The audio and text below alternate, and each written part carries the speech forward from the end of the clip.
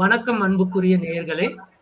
நான் வடிவேலன். நாம் தமிழர் அமெரிக்காவில் இருந்து 2026 சட்டமன்ற தேர்தலின் வேட்பாளர்களை நாம் தொடர்ந்து நேர்காணல் எடுத்து வருகிறோம். இன்றைய சிறப்பு நேர்காணலில் நம்மோடு இணைகின்ற நாம் தமிழர் கட்சியின் 2026 சட்டமன்ற தேர்தலில் அம்பாசமுத்திரம் வேட்பாளர் திரு நத்தம் சிவசங்கரன் அவர்கள். கேட்பதற்கு நிறைய இருக்கிறது, அவரிடம் கேட்கலாம். ஐயா வணக்கம், நலமா இருக்கீங்களா? நல்லா நல்லா இருக்கீங்க. நீங்க நலமா இருக்கீங்களா? நான் நல்லா இருக்கேங்க, ரொம்ப நன்றி.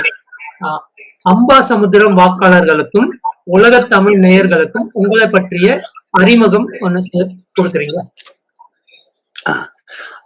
அம்பாசமுத்திரம் உறவுகளுக்கும் திருநெல்வேலி மாவட்ட உறவுகளுக்கும் தமிழகத்திலும் சரி உலகமெங்கும் பரவி வாழக்கூடிய தாய் தமிழ் உறவுகள் அனைவருக்கும் புரட்சிகரமான வணக்கங்களை தெரிவிச்சுக்கிறேன். என்னுடைய பேர் சிவசங்கரன். என்னுடைய சொந்த ஊர் மதுரைக்கு பக்கம் இருக்கக்கூடிய நத்தம், அதாவது திண்டுக்கல் மாவட்டமாக இருக்கக்கூடிய நத்தம் என்னுடைய சொந்த ஊர். அதுக்கு பக்கத்துல ஆவிச்சிப்பட்டின்ற ஒரு சின்ன கிராமத்துலதான் நான் பிறந்து வளர்ந்தேன். அந்த ஊர்ல தான் என்னுடைய பள்ளி படிப்பு. அது நத்தத்திலேயே அரசு பள்ளிகள்ல என்னுடைய உயர்நிலை பள்ளி படிப்பு. அதற்கு பிறகு கோவையில என்னுடைய கல்லூரி படிப்புகள் எல்லாமே, என்னுடைய இளங்கலை முதுகலை எல்லாமே கோவையில தான். சங்கரா பொறியியல் கல்லூரி, பிஎஸ்சி கல்லூரி, சங்கரா பொறியியல் சங்கரா கல்லூரி, பிஎஸ்சி கல்லூரி, அடுத்து பாரதியார் பல்கலைக்கழகம். இதுலதான் என்னுடைய இளங்கலை முதுகலை எம்ஃபில் பிஹெச்டி இது எல்லாமே இருந்தது. அதற்கு பிறகு நான் அதை படிச்சுக்கிட்டு இருக்கும் போதே எனக்கு கொஞ்சம் உங்களுக்கு தெரியும் நினைக்கிறேன், வீட்டுல எங்க வீட்டுல கல்வியாளர்கள் அதிகமாக இருந்ததுனால, இதுக்கு முன்னாடியே எம்ஃபில் எல்லாம் இருந்ததுனால, ஆசிரியரா எங்க அத்தையெல்லாம் இருந்ததுனால, ஐவிஎல் நிறைஞர் அவங்க முடிச்சிருந்ததுனால ஐவிஎல் முனைவர் பட்டம் முடிக்கணும் அப்படின்னு அவங்களுக்கு ஒரு அர்த்தம். அதனால அவங்க படிக்க சொன்னதுனால இது ஒண்ணு. சிறு வயதுல இருந்தே நான் அவங்க படிக்கணும்னு உந்துதல் பண்ணாலும் கூட நான் சிறு வயதுலயே கொஞ்சம் சூழ்நிலை காரணமா ஒரு காப்பகத்துல தங்கிதான் வளர்ந்தேன். நான் ஒரு காப்பகத்துல தங்கிதான் வளர்ந்தேன். அந்ததுனால அப்படி தொடர்ச்சியா படிக்கிற வாய்ப்புகள் இறைவர்களால் கிடைச்சு, அதனால தொடர்ச்சியா போயிட்டு பிஹெச்டி மின்னணுவியல் மற்றும் கருவியாக்கவியல் துறையில முனைவர் பட்டம் முடிச்சு. இது எல்லாமே ரெகுலர்ல பண்ண டிகிரி. அது போது எனக்கு படிக்கும் போதே எனக்கு ஒரு ஆசை எம்பிஏ பண்ணணும் அப்படின்னு. அதனால என்னுடைய பிஜி ரெகுலர்ல படிக்கும் போதே, தினசரி கல்லூரியில் படிக்கும் போதே தொலைதூர கல்வியில எம்பிஏ முடிச்சேன். அதே மாதிரி எம்ஃபில் படிக்கும் போது எம்ஏ பொலிட்டிக்கல் சயின்ஸ் ஒரு அரசியல், அப்பெல்லாம் அரசியலுக்குள்ள அதனால அரசியல் ஆர்வத்தின் காரணமா எம்ஏ பொலிட்டிக்கல் சயின்ஸ்க்கு கரஸ்பாண்டன்ட்ல முடிச்சேன். அதற்கு பிறகு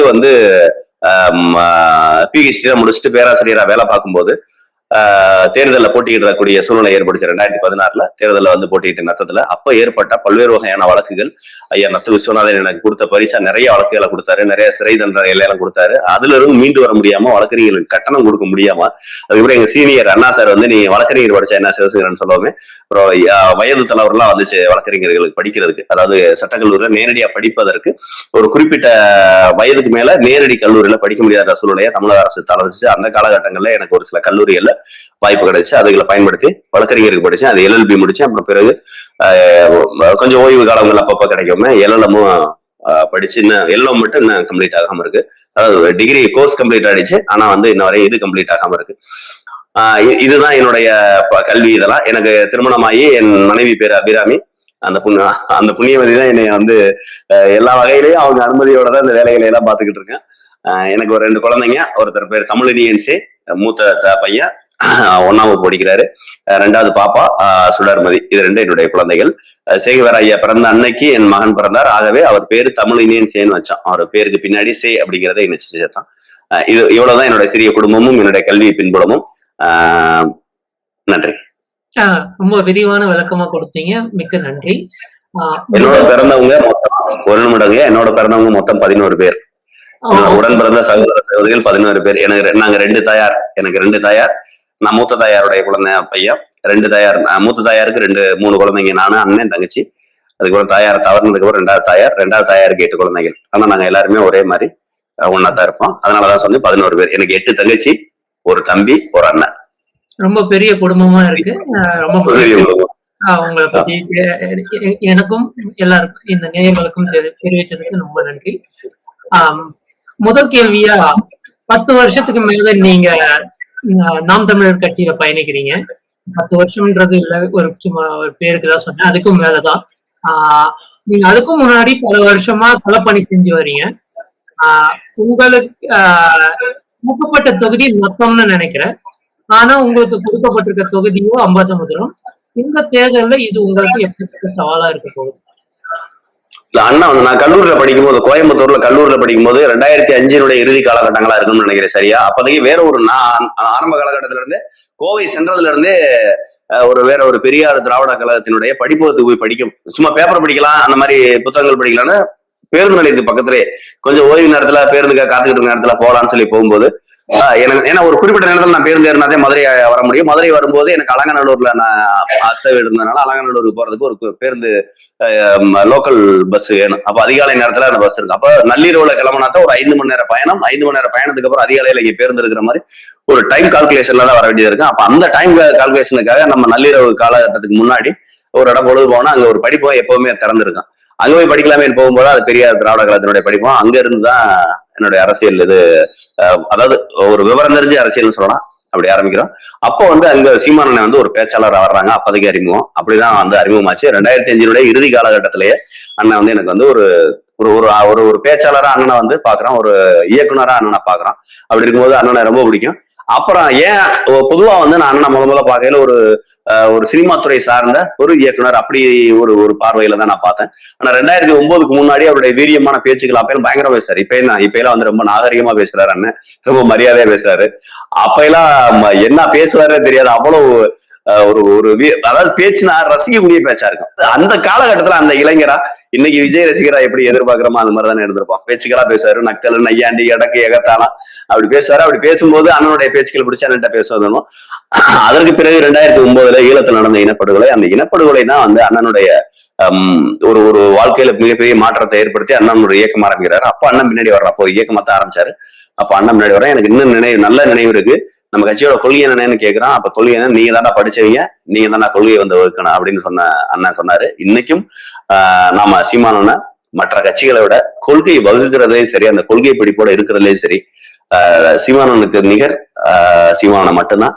நம்ம தேசிய தலைவரை பார்த்ததுல, தேசிய தலைவர் வாழ்ந்த காலத்தில் நம்ம வந்து வாழ்ந்திருக்கோம். ஆனால் ஒருவேளை அண்ணன் சீமான் செய்வதெல்லாம் பார்க்கும்போது நாம மட்டும் விடுதலை புலிகள் மாதிரி ஒரு போராட்ட இயக்கத்தை ஆரம்பிச்சிருந்தா இது மாதிரி எல்லாம், அதாவது தேசிய தலைவர் மாதிரி எல்லாம் வேலைகள் செஞ்சிருக்கலாம்.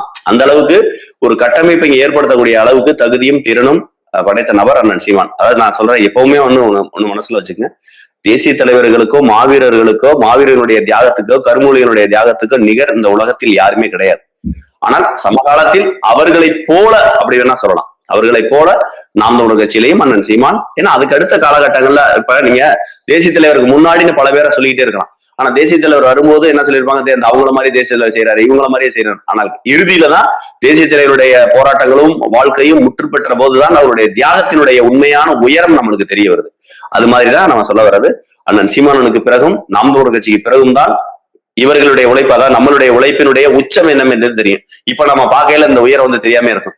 பிற்காலத்துல இன்னும் ஒரு 5 ஆண்டு 10 ஆண்டு நம்ம ஆட்சியை பிடிக்கும் போது அதற்கு பின்னான காலகட்டங்கள்ல நம்மளுக்கு பிறகு நம்ம அடுத்த தலைமுறையில் வந்து பேசும்போதுதான் சீமானுடைய சாதனை என்ன, அவர் எப்படி ஒரு இடத்துல இருந்து இந்த வேலையை செஞ்சிருக்காரு அப்படிங்கிறது ரொம்ப முக்கியம்.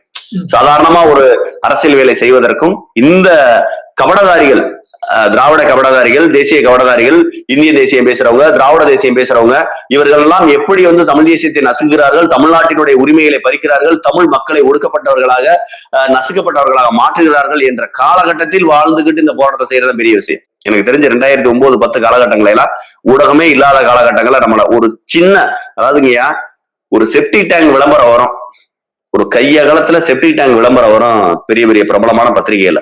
அந்த அளவிற்கு கூட நம்மளுடைய போராட்டத்தை ஆர்ப்பாட்டத்தை போட மாட்டாங்க. அவ்வளவு பிரம்மாண்டமா ஆர்ப்பாட்டம் பண்ணிருப்போம்.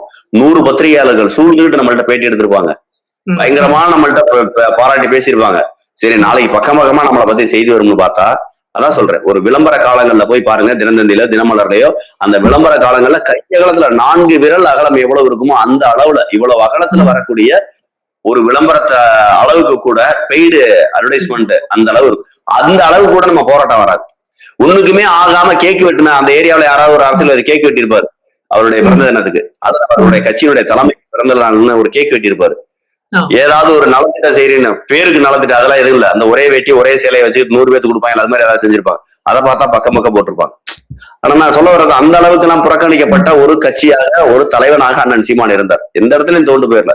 மாட்டு வண்டியில ஏறி நின்று பேசியிருக்காரு மேடை கிடைக்காம, டிராக்டர் மேல ஏறி நின்று பேசியிருக்காரு மேடை கிடைக்காம, ஆட்டோ மேல ஏறி நின்று, ஆட்டோனா டாடா ஏஸ்ன்னு சொல்லுவோம், அந்த மாதிரியான ஆட்டோக்கள்ல டாடா ஏஸ்ல ஏறி நின்று அண்ணா பேசியிருக்காரு. இப்படி எல்லாம் வந்து தொடர்ச்சியா பல்வேறு வகையான ஒடுக்குமுறைகள், அடக்குமுறைகள் அதெல்லாம் தாண்டி வரும்போது இதை வரலாற்றுல ஒரு 10 வருஷம் கழிச்சு 20 வருஷம் கழிச்சு பார்க்கும்போது இதா இருக்கும். அதனால வந்து கட்சி ஆரம்பிக்கப்பட்ட காலத்துல இருந்து அண்ணனோட இருக்கிற வாய்ப்பை இறைவனும் பிரபஞ்சமே எனக்கு கொடுத்து ரொம்ப நன்றி.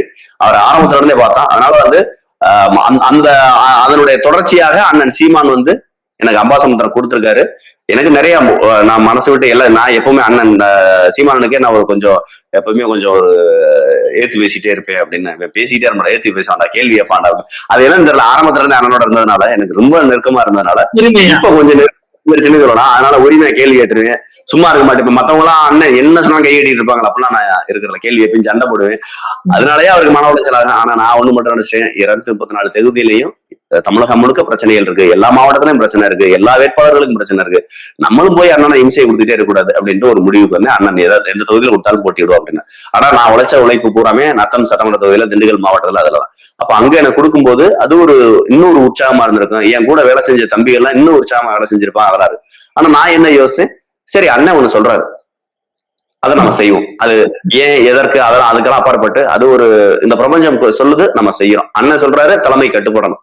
எதுவா இருந்தாலும் நன்மைக்கே நினைச்சுக்குவோம். இன்னைக்கு அம்பாசமுத்திரத்துல வந்து நான் வந்து இன்னைக்கு வந்து நான் உட்காடுறேன், இந்த வேலையெல்லாம் செய்யறேன் அப்படிங்கிறது ப்ரீ பிளான்டு.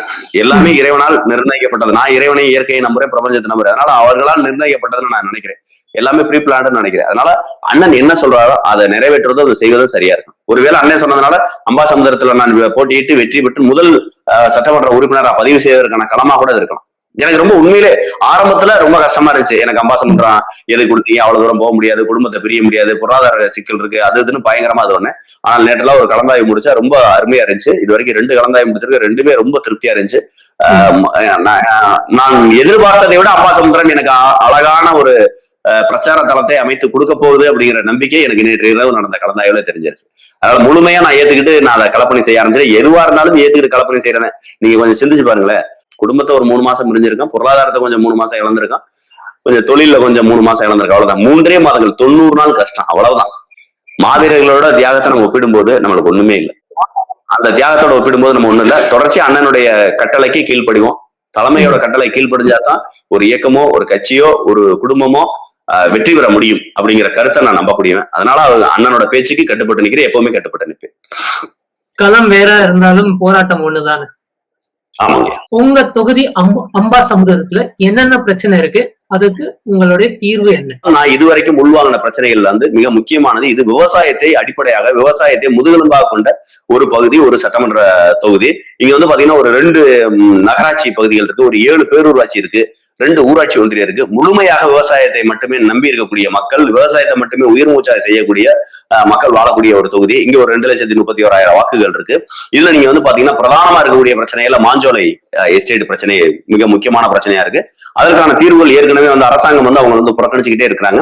எங்களுடைய அநேகமா வரக்கூடிய இந்த வாரங்கள்லயே அதற்கான போராட்டங்களை திட்டமிட்டு நம்ம போய் செய்ய வேண்டியது இருக்கு.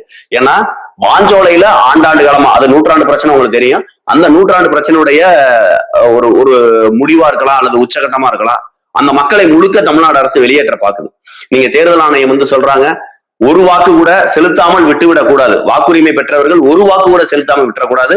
அதே மாதிரி இந்திய குடியுரிமை, இந்தியாவில் இருக்கக்கூடிய ஒவ்வொரு இந்திய குடிமகனும் குடியுரிமையினுடைய அடையாளமா இருக்கக்கூடிய வாக்கை பெற்றிருக்கணும் அப்படிங்கிறது இங்க இருக்கக்கூடிய அரசாங்கத்தினுடைய ஒரு பெரிய விழிப்புணர்வு. என்ன சொல்லணும்னா தேர்தல் ஆணையம் ஏற்படுத்தக்கூடிய மிகப்பெரிய விழிப்புணர்வா இருக்கு. ஆனா இங்க பாத்தீங்கன்னா மாஞ்சோலையில கிட்டத்தட்ட ஒரு 800 வாக்குகளை இல்லாமல் பண்ணிட்டாங்க.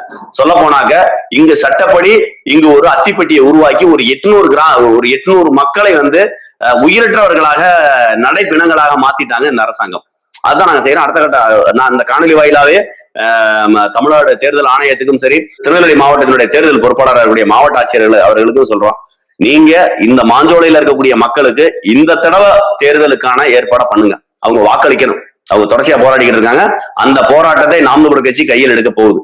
அவங்களுக்கு வாக்குரிமை வேணும். ஏதாவது ஒரு ஊர்ல கொடுங்க, எங்களுக்கு அதை பத்தி ஒண்ணுமே இல்லை. நீங்க கொடுங்க. அவங்க வீடற்றவர்களா இருக்காங்க, மாஞ்சோலையில இருந்து குடியிருக்கிறாங்க அல்லது கூலி வேலைக்கு வர்றாங்க, பிளாட்பாரத்துல படுத்திருக்காங்க. உங்களுக்கு அட்ரஸ் சொல்லுங்கிறீங்க. அட்ரஸே இல்லாம ஆக்குனது தமிழ்நாடு அரசு, மாவட்ட நிர்வாகமும். அப்ப நீங்க தான் ஒரு அட்ரஸ் ஏற்படுத்தி கொடுக்கணும். எந்த அட்ரஸ் வேணா கொடுங்க, உடனே நிறைவேற்றுங்க. இல்ல வாக்காளர்கள் கூட மொத்தமா மாஞ்சோலைன்ற வெறும் ஒரு முகவரியை கொடுத்து ஒரு இடத்துல வாக்களிக்க வைங்க. இல்ல ஒரு 4 முகவரியில் ஏற்கனவே எந்தெந்த இடத்துல இருந்துச்சு அதை கொண்டு வாங்க. ஏன் ரேஷன் கடையை காலி பண்றீங்க? நியாய விலைக்கடை அங்க இருந்தது ஏன் மக்களுக்கு குடிக்க வேண்டிய குடிமை பொருட்கள் கொடுக்காம ஏன் காலி பண்றீங்க? தொடர்ச்சி அங்க ஐயா மருத்துவமனை இல்ல, அங்க இருந்த ரேஷன் கடை இல்ல, அங்க இருக்கக்கூடிய மக்களுக்கான அடிப்படை கல்வி இல்ல, குடிநீர் இல்ல, மின்சார வசதி இல்ல. எப்படி இந்த மக்கள் குடியிருக்க முடியும்? மாஞ்சோலை என்ற ஒரு பெரிய ஒரு ஒரு சுற்றுலா தலத்தை திமுக என்ற ஒரு கட்சி அபகரிக்க பாக்குது தமிழோட அரசுன்ற பேர்ல. எப்படியா இருந்தாலும் மாஞ்சோலை ஒரு சுற்றுலா தலமா மாத்திருக்கனால அங்கே வேலைக்கு ஆள் தேவையா இல்லையா? சுற்றுலா பயணிகளுக்கு எல்லா வகையான ஏற்பாடு செய்ய அவங்க ஆட்கள் தேவையா இல்லையா? ஏன் அந்த பகுதியிலே வாழ்ந்தா, அந்த நிலத்திலே வாழ்ந்தா, அந்த நிலத்திலே ரத்தம் சிந்தி அந்த நிலத்தை மேம்படுத்தினா அந்த மக்களுக்கு அந்த வாய்ப்பு கொடுக்க கூடாது? புரியுதுங்களா? அதனுடைய ஆரம்பமாக அந்த மக்கள் இவ்வளவு நாள் உழைச்சிருக்கான், 100 ஆண்டு கால ரத்தமும் உயிரையும் சிந்தி இருக்கான் அந்த இடத்துல. அவனுக்கு கொடுக்க வேண்டிய மிகப்பெரிய ஒரு உரிமை என்பது வாக்குல இருந்து ஆரம்பிக்கணும். அதுக்கப்புறம் அவங்களுடைய வாழ்வியலுக்கும் அங்க உரிமையை ஏற்படுத்தி கொடுக்கணும். அதுக்கு நாம் ஒரு கட்சி முழுவதும் போராட்டமா அவரோட நிற்கும். இது ஒரு வகையான போராட்டங்க. அடுத்து இங்க வந்து பாத்தீங்கன்னா நெல்லை, இந்த நெல்லை வந்து மழை காலங்கள்ல உங்களுக்கு தெரியும் எப்பவுமே அறுவடை காலங்கள் திடீர்னு மழை வரும். அப்ப நம்ம என்ன சொல்றோம், தானியங்களை சேமிச்சு வைக்கக்கூடிய தானிய கிடங்குகள் அதிகமா தேவை. இந்த தானிய கிடங்குகள் எப்படி இருக்குன்னா, ஒரு இந்த தொகுதியில 2 இடத்துல கட்டினே 3 இடத்துல அப்படி எல்லாம் கிடையாது. ஒவ்வொரு 300 ஏக்கருக்கும் ஒரு தானிய கிடங்கு வேணும். கிராமங்கள்ல நிறைய இடங்கள்ல நெல் விளையும், சில இடங்கள்ல நெல் விளையாம இருக்கும், நகர்ப்புறங்கள்ல விளைச்சல் எல்லாம் குறைவா இருக்கும். அப்ப நீ வந்து அந்த ஊராட்சிக்கு ஒரு தானிய கிடங்கு, இந்த ஊராட்சிக்கு ஒரு தானிய, அப்படி கிடையாது. ஒவ்வொரு 300 ஏக்கரையும் ஒரு ஒரு ஒரு திட்டமிடல் பண்ணி ஒரு கணக்கீடு செஞ்சு ஒவ்வொரு 300 ஏக்கருக்கும் ஒரு தானிய கிடங்கை ஏற்படுத்தணும். இது ஒரு திட்டமிடலுங்க. அதுக்கப்புறம் இங்க இந்த என்னதான் விவசாயங்கள் இதெல்லாம் இருந்தாலும் கூட சிறு தொழில்கள் இங்க இருக்கு. இன்னைக்கு உலக அளவுல பெயர் பெற்ற 10 மடை பாய், அந்த உலக அளவுல ஒரு பெயர் பெற்ற அந்த 10 மடை பாய இன்னும் தரம் உயர்த்தி இன்னும் வந்து உலக நாடுகளுக்கு எல்லாம் ஏற்றுமதி செய்யும் போது அந்த தொழில் அழிவின் விளிம்பிலிருந்து வரும், இன்னும் மேம்படுத்தப்படும். பொருளாதாரத்திலையும் அந்த தொழிலை செய்யக்கூடிய மக்கள் இன்னும் வீரியமா செய்வாங்க. ஏன்னா இன்னைக்கு தற்சார்பு பொருளாதாரம் ரொம்ப முக்கியம். இன்னொன்னு உடல் ஆரோக்கியம் ரொம்ப முக்கியம். 10 மட பாயை நம்ம விரும்பின பாயா மட்டும் பார்க்க முடியாதுங்க, பிணி நோக்கும் ஒரு வகையான வாழ்வியலுடைய ஒரு பகுதியாக தான் பார்க்க முடியும். இப்ப நம்ம பயன்படுத்துற பொருளை எத்தனையோ வந்து வெவ்வேறு வகையான பொருட்களை வந்து தேவையின் காரணமாகவோ அல்லது ஒரு ஒரு புதுமையான வாழ்க்கையின் காரணமாகவோ இன்னைக்கு வந்து ஒரு புதிய மெத்தையில ஒரு பெரிய பங்களா வீடு கட்டி ஒரு மெத்தையில படுத்தா தான் வந்து ஒரு ரிச்சான லைஃப் நம்ம நினைச்சுக்கிட்டு இருக்கோம். ஆனா எதிர்காலத்துல எழுதி வச்சுக்கோங்க, நீங்க எம்மா மேட்ரஸ் இன்னைக்கு ஃபேமஸா இருக்கு இந்தியாவில நிறைய ஆன்லைன்ல. எம்மா மேட்ரஸை விரிச்சுட்டு அதுக்கு மேல 10 மட பாயை விரிக்கிற சூழ்நிலை உருவாகுதா இல்லையான்னு மட்டும் பாருங்க. இன்னைக்கு மனிதர்கள் இருக்கக்கூடிய எல்லா வகையான நோய்க்கும் காரணம் அந்த நிலத்தில் விளைந்த உணவுப் பொருட்களையும் அந்த நிலத்தில் விளைந்த உபயோக பொருட்களையும் தவிர்த்து விட்டு மெப்பனைன்ற பெயர்ல நாகரிகம்ன்ற பெயர்ல வெளிநாடுகளே வெளி மாநிலத்திலே அல்லது உடலுக்கு தேவையற்ற ஒரு வகையான பொருட்கள்னால நாம வந்து பயன்படுத்துறதுனால அது வந்து சாப்பிடுவதற்கோ உண்ணுவதற்கோ உறங்குவதற்கோ அல்லது தினசரி வாழ்க்கையில பயன்படுத்தக்கூடிய ஒவ்வொரு பொருளுமே நம்மளுக்கு எந்த வகையான நோய்களை ஏற்படுத்துது அப்படிங்கிறத எதிர்காலம் தான் நம்மளுக்கு வந்து சொல்லிக் கொடுத்துக்கிட்டே இருக்கு. ஒவ்வொரு கடந்த காலங்களை நம்ம நிறைய அனுபவிச்சிருக்கோம், இன்னும் எதிர்காலங்களை சொல்லிக் கொடுக்கும். அப்ப நம்ம என்ன சொல்ல வர்றோம், பவானின்னு எடுத்துட்டீங்கன்னா அந்த பெட்ஷீட்னு ஒரு தேவை இருந்திருக்கு, அதனாலதான் இங்க பவானியில பெட்ஷீட் உருவாயிருக்கு. அது மாதிரி அந்த 10 மட பாயினால இந்த பகுதிக்கு ஒரு தேவை இருந்திருக்கு, இந்த மாவட்டத்துக்கு ஒரு தேவை இருந்திருக்கும். நீங்க அந்த பாயில தூங்கும் போது நம்ம உடலுடைய வெப்பம் சீராக்கப்படுது, உடலுடைய அதிகப்படியான வெப்பம் குறைக்கப்படுது அப்படிங்கிறதெல்லாம் ஆய்வுகளை நிரூபிக்கப்பட்டிருக்கு. ஏன்னா அந்த கோரை புள்ளியினுடைய தன்மை அப்படி இருந்திருக்கு. அப்ப நம்ம என்ன சொல்ல வரோம், இது மாதிரியான பாய்களை நம்மளுக்கு கிடைத்த இந்த தமிழ்நாட்டிற்கும் தமிழர்களும் கிடைத்த இது ஒரு வகையான இயற்கையின் கொடைகளை ஏன் நம்ம உலகளாவிய சந்தையாக மாற்றக்கூடாது? ஏன் இங்க இருக்கக்கூடிய பனைத்தொழில உலகளாவிய சந்தையாக மாற்றக்கூடாது? ஏன் இங்க இருக்கக்கூடிய விவசாயிகளுக்கு இன்னும் மாற்று ஒரு நெல் இல்லாத நேரத்துல தண்ணீர் குறைச்சி இருக்கக்கூடிய நேரத்துல குறைவான தண்ணியை பயன்படுத்தி இன்னும் மாற்று விவசாயிகள் என்னென்ன செய்யக்கூடாது? விவசாயம் விவசாய நிலமாவே இருக்கணும். ஆத்துல தண்ணி வராட்டி நாம ஏன் ஒண்ணுக்கும் பயன்படாத நிலமா போட்டிருக்கணும்? நிலத்தடி நீரை வச்சு என்ன வகையான மாற்று விவசாயம் செய்யலாம்? வெற்றிலை கொடிகள் இங்கெல்லாம் ஒரு காலத்துல நல்ல ஃபேமஸான தொழிலா இருந்திருக்கு, ஒரு புகழ்பெற்ற தொழில். இன்னைக்கு வெற்றிலை கொடிகள் இல்ல. அப்ப இது போன்ற தொழில்களை எல்லாம் கொண்டு வந்து வெற்றிலை ஏற்றுமதி, 10 மட பாய் ஏற்றுமதி, இன்னும் சொல்லணும்னா பித்தளை பாத்திரங்கள் வெண்கல பாத்திரங்கள் இங்க அதிகமா செய்யறாங்க. நம்ம குத்து விளக்கு எல்லாம் சொல்ல பார்த்தீங்களா, குத்து விளக்கு, காமாட்சி விளக்கு, இன்னும் சில வகையான பித்தளை பொருட்களால் செஞ்ச வீட்டு உபயோக பொருட்கள், சமையல் அறை பொருட்கள், இது மாதிரி நிறைய இங்க செய்யறாங்க. அப்ப அது மாதிரியான பொருட்கள் செய்வதற்கான அந்த தொழிலை இன்னும் ஊக்குவிக்கணும். அவங்களுக்கு பொருளாதாரத்துக்கான தேவையான வங்கி கடன்களை கொடுக்கணும். அவங்களுக்கு வாழ்வியலுக்கு தேவையான அந்த தொழிலை பூராமே ஒரே இடங்கள்ல, அதாவது அங்கங்க ஒரு 10 கிலோமீட்டருக்கு ஒருக்க, ஒரு 15 கிலோமீட்டருக்கு ஒருக்க அவங்க எல்லாம் மொத்தமா கூடி செய்யற அளவுக்கு ஒரு பெரிய தொழிற்சாலைகளை ஏற்படுத்தி கொடுத்தோம்னா அவர்களுக்கு தேவையான ஒரு பொருளை, அதாவது செஞ்சு முடிச்ச பொருளை ஏற்றி வெளியூர்களுக்கு வெளிநாடுகளுக்கு அனுப்புவதற்கும், அதாவது டிரான்ஸ்போர்ட் வசதிக்காகவும் போக்குவரத்து வசதிக்காகவும், இன்னொன்று வந்து பாத்தீங்கன்னாக்கா அவங்களுக்கு தேவையான மூலப்பொருட்களை இறக்குமதி செய்வதற்கு டிரான்ஸ்போர்ட் வசதிக்காகவும் ஒவ்வொரு இடங்களையும் சின்ன சின்ன குடிசை தொழிலா இருக்கிறத ஒரு மக்கள் கூடி சின்ன சின்ன குடிசை தொழிலே ஒரே இடங்கள்ல கூடி ஒரு சிப்கார்டு மாதிரி எல்லாம் சொல்றோம்ல, சிப்கார்டு இல்ல, சிப்கார்டு மாதிரி சின்ன சின்னது ஒரு 50 சென்ட்ல 1 ஏக்கர்ல அந்த தொழிலை செய்யும் போது, ஏன்னா அதுல வந்து எந்த வகையான சுற்றுச்சூழல் மாசோ அல்லது எந்த வகையான சுற்றுச்சூழல், அது நீரோ நெருப்போ ஆகாயமோ அப்படி இருக்கக்கூடிய எந்த பஞ்சபூதங்களுக்கு எந்த பாதிப்பும் வரப்போறதுல இந்த மாதிரியான தொழில்கள்ல மண்பாண்ட தொழில் இந்த மாதிரி எல்லாம் இருக்கு. அப்ப மண்பாண்ட தொழில், கோரைப்பாய் செய்யக்கூடிய தொழில், பித்தளை பொருட்கள் செய்யக்கூடிய தொழில், இந்த மாதிரியான இந்த தொழில்கள் போராத்தையுமே நம்ம மீட்டெடுக்க வேண்டியது இருக்கு. ஏன்னா ஒரு பக்கம்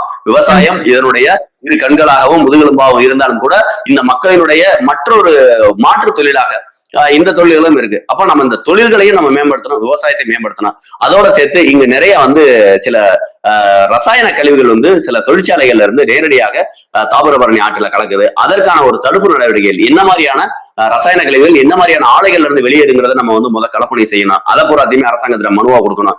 மனுவா கொடுத்து அதுக்கான போராட்டங்கள் நடத்த வேண்டியது இருக்கு. அதோட சேர்த்து இங்க இருக்கக்கூடிய கொக்கோகோலா கம்பெனிகள் தாமிரபரணியில இருந்து பல லட்சம் லிட்டர் தண்ணீரை ஒரு நாளைக்கு உறிஞ்சி ரொம்ப குறைவான விலையில, என்ன சொல்லணும்னா 1 லிட்டருங்கிறத விட 1 லிட்டர் தண்ணிங்கிறது வெறும் 1 பைசா 1/2 பைசா இந்த மாதிரியான வரிகளை மட்டுமே அரசாங்கத்துல கொடுத்து, அரசாங்கமும் கொக்கோகோலா கம்பெனி போன்ற கம்பெனிகளும் வந்து ஒரு வகையான கூட்டு கொள்ளையடிப்புகளை வந்து செய்யறாங்க. அது வந்து தமிழ்நாடு அரசாக எந்த கட்சி வந்தாலும் இந்த வேலையில தொடர்ச்சியாக பன்னாட்டு நிறுவனங்கள் செஞ்சுக்கிட்டு இருக்காங்க. அப்ப அவங்க யார் எந்த வகையான ஒரு கனிம வள சுரண்டலை செய்யறாங்கன்றத பார்த்து நம்ம வந்து அதற்கு எதிரான ஒரு நடவடிக்கைகளையும் போராட்டங்களையும் முன்னெடுக்க வேண்டியது இருக்கு. மக்களுக்கு விழிப்புணர்வு கொடுக்க வேண்டியது இருக்கு. மிக முக்கியமாக நான் என்னுடைய அம்பாசமுத்திரம் சட்டமன்ற தொகுதி மக்களுக்கு தேர்தலில் வாக்களிப்பதற்கு ஏன் பணம் வாங்கக்கூடாது, நீங்க ஏன் பணத்தை கொடுத்து இந்த மக்களுக்கு வாக்க வாங்குறீங்கன்னு அரசியல்வாதிகளுக்கும் பணத்தை வாங்கிக்கிட்டு ஓட்டு போடக்கூடிய மக்களுக்கும் நாம ஒரு விழிப்புணர்வு ஏற்படுத்த வேண்டியது இருக்கு. இது மக்களால் தேர்ந்தெடுக்கப்படக்கூடிய ஒரு ஜனநாயக நாட்டில் மக்களால் தேர்ந்தெடுக்கப்படக்கூடிய ஒரு மக்கள் அரசு. இந்த மக்கள் அரசுக்காக மக்களுக்கு செய்ய வேண்டிய சேவையை செய்ய வரக்கூடிய ஒரு அரசியல்வாதி ஏன் இவ்வளவு கோடிகளை இறைச்சு போட்டியிடுறாரு? அவர் வெற்றி பெற்று வந்தால் இந்த பணங்களை மீண்டும் பல்வேறு வகையிலும் அவர் எடுத்து சம்பாதிக்கத்தான் பார்ப்பாரா அல்லது மக்களுக்கு நன்மைகள் செய்வாரா? அப்போ மக்களுக்கு செய்ய வேண்டிய சேவையை ஏன் பிசினஸா மாத்துறாங்க, தொழிலா மாத்துறாங்க? அரசியல் என்பது தொழில் அல்ல, மக்களுக்கு செய்ய வேண்டிய சேவை. இந்த சேவையை செய்ய அரசியல்வாதிகள் பணம் கொடுக்குறாங்கன்னா அவன் ஏதோ தொடர்ச்சியா பெரிய ஊழல்களை செய்ய தயாரா இருக்கிறான். அதுக்கு நம்மளே ஒரு கெடு வாய்ப்பை ஏற்படுத்தி கொடுத்துடக்கூடாதுன்னு மக்கள்கிட்ட விழிப்புணர்வு கொடுக்க வேண்டியது இருக்கு. ஒட்டுமொத்தமா அம்பாசமுத்திரம் தொகுதி மக்கள்கிட்ட நான் செய்ய போறது ஒரு மிகப்பெரிய விழிப்புணர்வு. இது தேர்தல் பிரச்சாரம் அல்ல. இந்த தேர்தலில் நான் வெல்வேனா வெல்ல மாட்டேனா அது இந்த இயற்கைக்கு பிரபஞ்சம் தெரியும். சரி, வெல்லாமல் இருந்தா ஒருவேளை விட்டா ஓஞ்சிருவானா? வாய்ப்பே கிடையாது. என்னிடம் இழப்பதற்கு இதை விட பெருசா ஒண்ணுமே இல்லை. என் உழைப்பு தான். 27 நாட்களுக்கு ஒரு முறை என் உடல் புதுப்பித்துக் கொண்டே இருக்கும். இது என்னோட மனித உடல் பொதுவாக 27 நாட்களுக்கு ஒரு முறை தன்னுடைய உடல் உறுப்புகளையும் தோலிலிருந்து நம்மளுடைய ஸ்கின்ல இருந்து உடல் உறுப்புகள் அனைத்தும் வந்து புதுப்பிக்கப்படுதுன்னு ஆய்வுகள் சொல்றாங்க. மிக்க மகிழ்ச்சிங்க ஐயா. நான் கேட்க இருந்த பல கேள்விகளையும் அடுத்திருந்த என்னுடைய கேள்விகளுக்கும் உள்ளடக்கி நீங்க ஒரு பதில விளக்கமா கொடுத்துட்டீங்க. ரொம்ப சந்தோஷம். நீங்க சொன்னதுல இருந்து நம்முடைய இயற்கை வளங்களை சூறையாடுறதுக்கு தனியார் முதலாளிகளுக்கு சாதகமா தீட்டப்படும் திட்டங்களை பத்தி உங்களால கொஞ்சம் சுருக்கமா சொல்ல முடியுமா? அந்த விஷயத்துல உங்களோட அணுகுமுறை எப்படி இருக்கும்னு சொல்ல முடியுமா? ஐயா, பொதுவாக நீங்க தேர்தல சீட்டு கேட்கிற ஆட்கள், அந்த பகுதி ஆட்கள் அவங்கள தாண்டி தமிழ்நாடு முழுக்க ஒரு அரசியல் கட்சி, திமுகவோ அதிமுகவோ பிஜேபி காங்கிரஸ், அவங்க என்ன செய்யறாங்க, தமிழ்நாட்டுல எங்கெல்லாம் செல்வம் கொட்டி கிடக்கு. இப்ப மேலூர்ல எடுத்துட்டீங்கன்னா கிரானைட் குவாரி, மதுரை மாவட்டம் மேலூர்ல எங்க பகுதியில எல்லாம் முழுக்க பாத்தீங்கன்னா கிரானைட் குவாரி. இதே நத்த சட்டமன்ற தொகுதியில பாத்தீங்கன்னா வெள்ளை நிறத்துல இருக்கக்கூடிய கேட்டமைன்னு சொல்லக்கூடிய ஒரு வகையான கல், நம்ம அந்த பவுடர்கள் எல்லாம் முக பூச்சிக்கு பயன்படுத்துறோம். இப்போ பான்ஸ் பவுடர், கோகுல் சாண்டல் பவுடர், இந்த மாதிரி இருக்கலாம். அந்த மாதிரியான பவுடர்களுக்கு எல்லாம் தேவையான ரா மெட்டீரியல்ஸ் அது பூராமே பாத்தீங்கன்னா அந்த கல். இப்ப நீங்க ஒரு உங்களுக்கு தெரியும் ஒரு பவுடரோட கிராம் எத்தனை எம்ஜி இருக்கு, எத்தனை கிலோகிராம் இருக்கு அப்படின்னு சொல்லிட்டு தெரியும். ஒரு 10 கிராம் ஒரு பான்ஸ் பவுடர் 30 ரூபா 40 ரூபா இருக்கு 10 கிராம். அப்போ 1 கிலோ அதனுடைய விலை என்ன? அப்போ 1 கிலோ அந்த பவுடர் தயாரிக்கணும்னா கல் எத்தனை கிலோ தேவை, அதுல எவ்வளவு கெமிக்கல்ஸ், வாசனை திரவியங்கள் எவ்வளவு தேவை. அப்ப அந்த கல்லினுடைய தன்மையை யோசிச்சு பாருங்க. அப்ப அந்த கல் எவ்வளவு காஸ்ட்லியானது, எவ்வளவு விலை உயர்ந்தது. அப்ப என்ன செய்யறாங்க இந்த மக்கள், இந்த தொகுதியில நம்ம போட்டிக்கிறோம்னா இந்த தொகுதியினுடைய வேட்பாளர் யாரு, இந்த தொகுதியில இருக்கக்கூடிய கனிம வளம் என்ன, இந்த தொகுதியில இருக்கக்கூடிய மற்ற வருவாய் என்ன அப்படின்னு வருமானத்தை மட்டுமே இங்க இருக்கக்கூடிய கட்சிகள் பாக்குறாங்க. அந்த வருமானத்துக்கு தகுந்த மாதிரி அங்க நாம வென்றால் எவ்வளவு வருமானம் வரும்னு தெரியுதோ அந்த அளவிற்கு செலவழிக்கிறாங்க. செலவழிக்கும் போது வெறுமன செலவை மட்டும் நம்ம செலவழிச்சாக வாக்கு கொடுக்குமா? கிடையாது. அங்க எந்த ஜாதி பெரிய உயர்ற, அதாவது மக்கள் எண்ணிக்கையில அதிகமா இருக்கிறாங்க. அப்ப அவங்க என்ன திட்டமிடுறாங்க, முழுமையாக யார் எந்த சமூகம் அதிகமா இருக்கோ அந்த சமூகத்துக்கிட்ட நம்ம ஒரு வேட்பாளர் கொடுத்தோம்னா அவங்க அந்த ஜாதிய பற்றுல, ஜாதிய வெறியில அந்த வேட்பாளருக்கு வாக்கு செலுத்திடுவாங்க. அப்ப இங்க இருக்கக்கூடிய அரசியல்வாதிகள் தேர்ந்தெடுக்கிறது, அரசியல் கட்சியில் தேர்ந்தெடுக்கிறது, அந்த தொகுதியில எவ்வளவு வருமானம் வரும், அந்த வருமானம் கனிம வளத்துல இருந்தா அல்லது வேற நீர்வள நிலவளங்கள்ல இருந்தா அல்லது வேற வகையான வேற ஏதாவது என்ன சொல்லணும்னாக்க நிறைய மலைப்பகுதிகளில் நிறைய வகையான கனிமங்கள் கிடைக்கும். மலைப்பகுதியில சில பல வருமானங்கள் இருக்கு. அப்ப இந்த அரசாங்கத்துல இங்க தமிழ்நாட்டுடைய அரசியல் கட்சிகள் எல்லாமே ஒரு கணக்கீடு, ஒரு கால்குலேஷனோட தான் செய்யறாங்க. அதோட சேர்த்து இவங்க வாக்குக்கு பணம் கொடுக்கறது, அந்த வாக்காளர்கள் அந்த தொகுதியில இப்ப நான் இங்க தொகுதியில போட்டியிட வச்சிருக்காங்க, நான் சார்ந்த சமுதாயம் இங்க பெரும்பான்மை கிடையாது.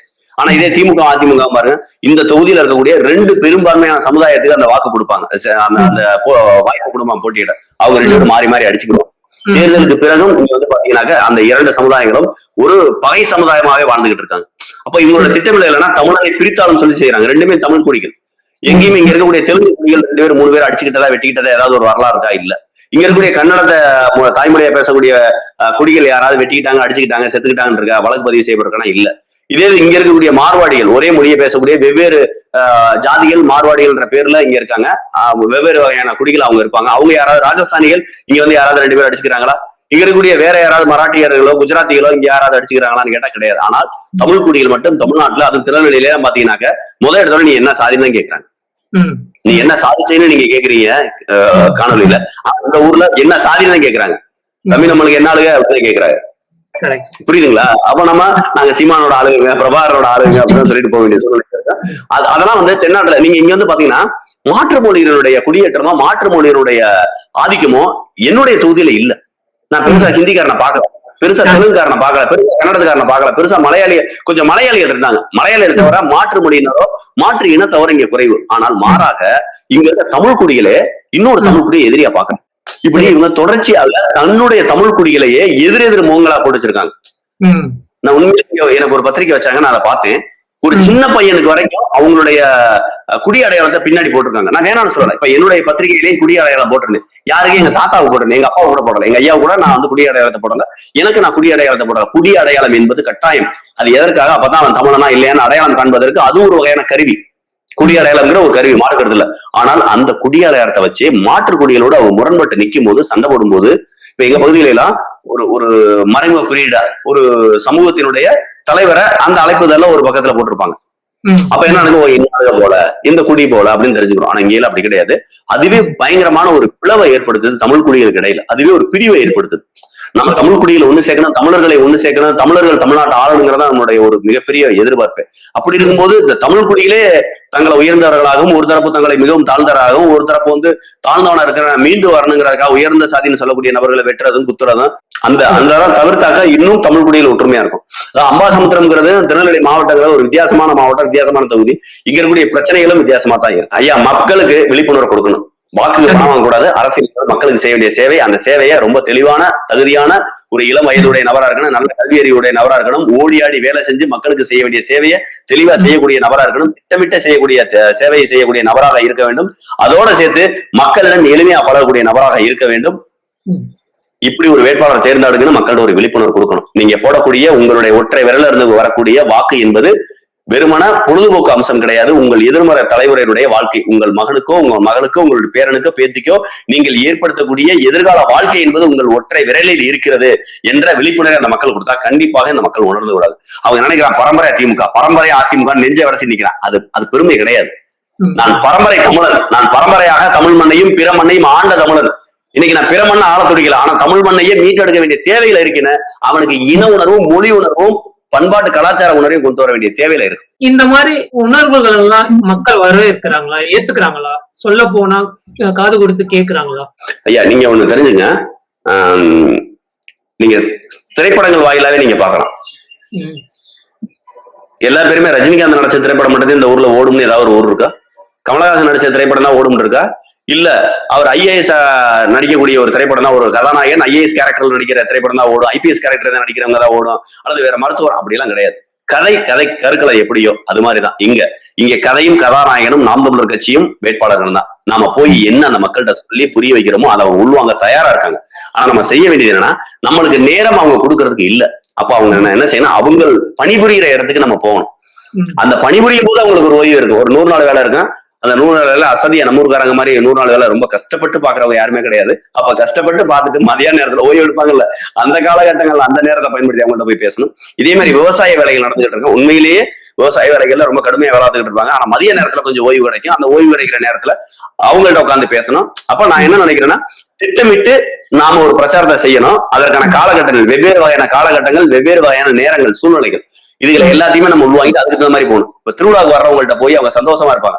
அந்த நேரத்துல அவங்கள்ட்ட எப்படி பிரச்சாரம் பண்ணணும்? ஒரு வேலை பார்த்துக்கிட்டு இருக்காங்க, மதிய நேரத்துல சாப்பாட்டுக்கு ஓய்வு எடுப்பாங்க. எல்லா துறையிலுமே சாப்பிட்ட உடனே கொஞ்சம் நேரம் ஓய்வு எடுப்பாங்க. அது மாதிரி ஒரு மரத்தடி நிழல்லையோ ஒரு இடத்துல விவசாய வேலைகளை முடிச்சுட்டு அந்த மரத்தடி நிழல்ல அவங்க மதிய நேரத்துல உணவு எடுத்துட்டு ஓய்வு எடுக்கிற காலகட்டத்துல அந்த மக்களோட மக்களா போய் உட்கார்ந்து பேசும்போது அந்த பேச்சுக்கு ஒரு முக்கியத்துவமும் வீரியமும் இருக்கும். பல நபர்கள் கூடி இருக்கக்கூடிய ஒரு கிராமத்துல ஒரு திருவிழா காலகட்டங்கள் அவங்கள்ட்ட போய் பேசும்போது அந்த வாய்ப்புகளை நம்ம பயன்படுத்தி பேசும்போது மக்கள்கிட்ட ஒரு மிகப்பெரிய விழிப்புணர்வு ஏற்படுத்த முடியும். நாம வந்துங்கய்யா, இந்த மக்கள் கல்வி அறிவு இல்லாதவர்கள், இன்றும் கல்வி அறிவு, அதாவது கல்வி அறிவுனா எழுத படிக்க தெரியும், மற்ற அரசியல்களை பிரித்து பார்க்கக்கூடிய சிந்திக்கக்கூடிய ஆற்றல் குறைவா இருக்க மக்கள் நம்ம பகுதியில் அதிகமா இருக்காங்க. ஏன்னா அவர்களுக்கு எழுத படிக்க தெரிஞ்சாலும் காலையில எந்திரிச்சேன், வயக்காட்டுல போனேன், வேலை பார்த்தேன், காலையில எந்திரிச்சு சொந்த வேலைக்கு போனேன், வேலையை முடிச்சு வந்தேன், சாப்பிட்டேன், என் மனைவி குழந்தைகளை பாத்துக்கிட்டேன், என்னுடைய பையனோட கல்வியை பாத்துக்கிட்டேன், என்னுடைய அடுத்த தலைமுறைக்கு ஒரு வீடு கட்டணும், இவ்வளவுதான் போறானே தவிர இந்த ஊர்ல ஏன் சாக்கடை சரியா இல்ல, இந்த ஊர்ல ஏன் மின்விளக்கு சரியா இல்ல, இந்த ஊர்ல ஏன் தார் சாலைய சிமெண்ட் சாலையை ஏன் தரமா இல்ல, என் மகன் ஏன் தாய்மொழியில கல்வி கற்கல, என் மகனுக்கு ஏன் தரமான கல்வி இந்த அரசாங்கம் இலவசமா கொடுக்கல, இலவசமா கல்வியும் மருத்துவத்தையும் கொடுக்க வேண்டிய அரசாங்கம் ஏன் தனியாருக்கு கொடுத்துச்சு அப்படின்னு சிந்திக்கிற அளவுக்கு அவனுக்கு நேரம் இல்ல. நேரம் இருந்தாலும் அதை பத்தி சிந்திக்கிற அளவுக்கு அவனுக்கான விழிப்புணர்வு இல்ல. நம்ம அந்த மக்களுக்கு விழிப்புணர்வு கொடுத்தாலே போதும் அதை சிந்திக்க ஆரம்பிச்சிருவான். மக்கள் விழிப்புணர்வு பெற்று சிந்திக்க ஆரம்பித்து விட்டால் திராவிட கட்சிகளுக்கும் இந்திய தேசிய கட்சிகளுக்கும் வேலை இல்லை. இந்த மண்ணை நேசிக்கக்கூடிய, இந்த மண்ணின் மகனினுடைய கொள்கையாக இருக்கக்கூடிய தமிழ் தேசியத்தை அவர்களே பேச ஆரம்பித்து விடுவார்கள். தமிழ் தேசியம் மட்டுமே தமிழர்களை ஆளக்கூடிய சூழலை உருவாக்கி விடுவார்கள். நாம கொடுக்க வேண்டியது விழிப்புணர்வு. அது அவங்க இருக்கிற இடத்த தேடி போய் கொடுத்தாலே வேலை முடியுது. அவங்கள சுத்தி நடக்கிற அரசியலும் அதுல இருக்கிற சூழ்ச்சியும் அவங்களுக்கு புரிஞ்சுக்கிறதுக்கு நேரம் இல்லைன்னு கூட நம்ம எடுத்துக்கலாம்னு நினைக்கிறேன். ஆனா அது அவங்களுக்கு பழக்கப்பட்ட இருக்கிறாங்க. அதுக்கான நேரம் இருந்தாலும் அவர்கள் அதை கொடுக்க விரும்பல. நேரம் அவங்கள்ட்ட நிறைய பேர் இருக்கு. எந்த நேரத்தை யாருக்கு பிரிச்சு கொடுக்கணும்னு தெரியல. ஒருவேளை அவர்கள் அரசியல் விழிப்புணர்வு பாடங்களுக்காக படிக்கிறதுக்கு மாலை நேர கல்வி மாதிரி ஒரு காலத்துல படிக்கிறதுக்கு ஒரு மணி நேரம் அரசியலை பத்தி என்னன்னு தெரிஞ்சுக்கிறோம்னு உட்காந்து கேட்கக்கூடிய ஆர்வம் வர்ற அளவுக்கு அரசியலும் இல்லை. அரசியலானே சாக்கடைன்னு ஆக்கிட்டாங்க. அப்ப நம்ம அவங்கள்ட்ட போய் அரசியல்வாதியா பேசவே கூடாது. அரசியல்வாதியா அல்லாமல் நாம ஒரு போராளியா, ஒரு எளிய பிள்ளையாக அவங்க வீட்டுல அவங்க வீட்டோட ஒரு பிள்ளை படிச்சு ஏதோ ஒண்ணு பேச வர்றான் புதுசா, அவன் பேசுறது என்னன்னு கேட்போம். அப்படி நான் கேட்டாலே நீ படுற ஒவ்வொரு கஷ்டத்துக்கும், நீ போட்டிருக்க சேலையில இருந்து, நீ போட்டிருக்க நீ கட்டியிருக்க வேட்டியில இருந்து, நீ சாப்பிடுற சாப்பாட்டுல இருந்து, நீ நடந்து போற பாதையில இருந்து, சிமெண்ட் ரோட்ல இருந்து, தார் ரோட்ல இருந்து இருக்கக்கூடிய எல்லா இன்ஃப்ராஸ்ட்ரக்சர்லயும் அரசியல் தான் இருக்கு. நீ போய்கிட்டு இருக்க இந்த சாக்கடை என்ன பாதியில இந்த ஒரு கட்டடம் என்னடா இவ்வளவு டேமேஜ் ஆகி போய் கிடக்கு, இந்த கட்டடம் கட்டி 6 மாசம் தான் அது காட்டி பாரு, இந்த கட்டடம் எப்படி போய் இடியக்கூடிய சூழ்நிலையில இருக்கு, தரமற்ற இருக்கு அப்படின்னு நீ நினைக்கும் போது நீ கடந்து போற. அந்த தரமற்ற கட்டிடமானது உன்னுடைய வரிப்பணத்தில் கட்டப்பட்டது. அது உன்னுடைய காசு. என் காசுல நான் ஒரு வீடு கட்டுறேன், ஒரு ஒப்பந்த தரம் இல்லாம கட்டினா விட்டுருவனா? அந்த கட்டடம் 1 வருஷத்துல இடிஞ்சு போயிருந்து தெரிஞ்சா நான் விட்டுருவனா? அதுல தரமில்லாத சிமெண்ட், தரமில்லாத மணல், தரமில்லாத கம்பி பயன்படுத்தப்பட்டிருக்குனாக்க நான் விடுவனா?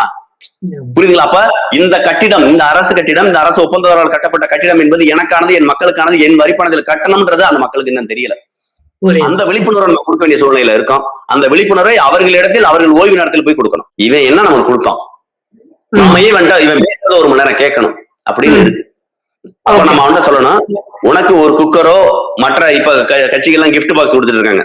குக்கர் கொடுக்குறாங்க, ஹாட் பாக்ஸ் கொடுக்குறாங்க, பிளாஸ்டிக் பொருட்கள், குடம், தவா இந்த மாதிரி கொடுத்துட்டு இருக்காங்க. அப்ப நம்ம அவங்கள்ட்ட சொல்லணும், அதனுடைய விலை என்பது வேறு, நான் உனக்கு கொடுக்கக்கூடிய விழிப்புணர்வின் விலை என்பது வேறு. பல லட்சம் வேறுபாடு இருக்கு.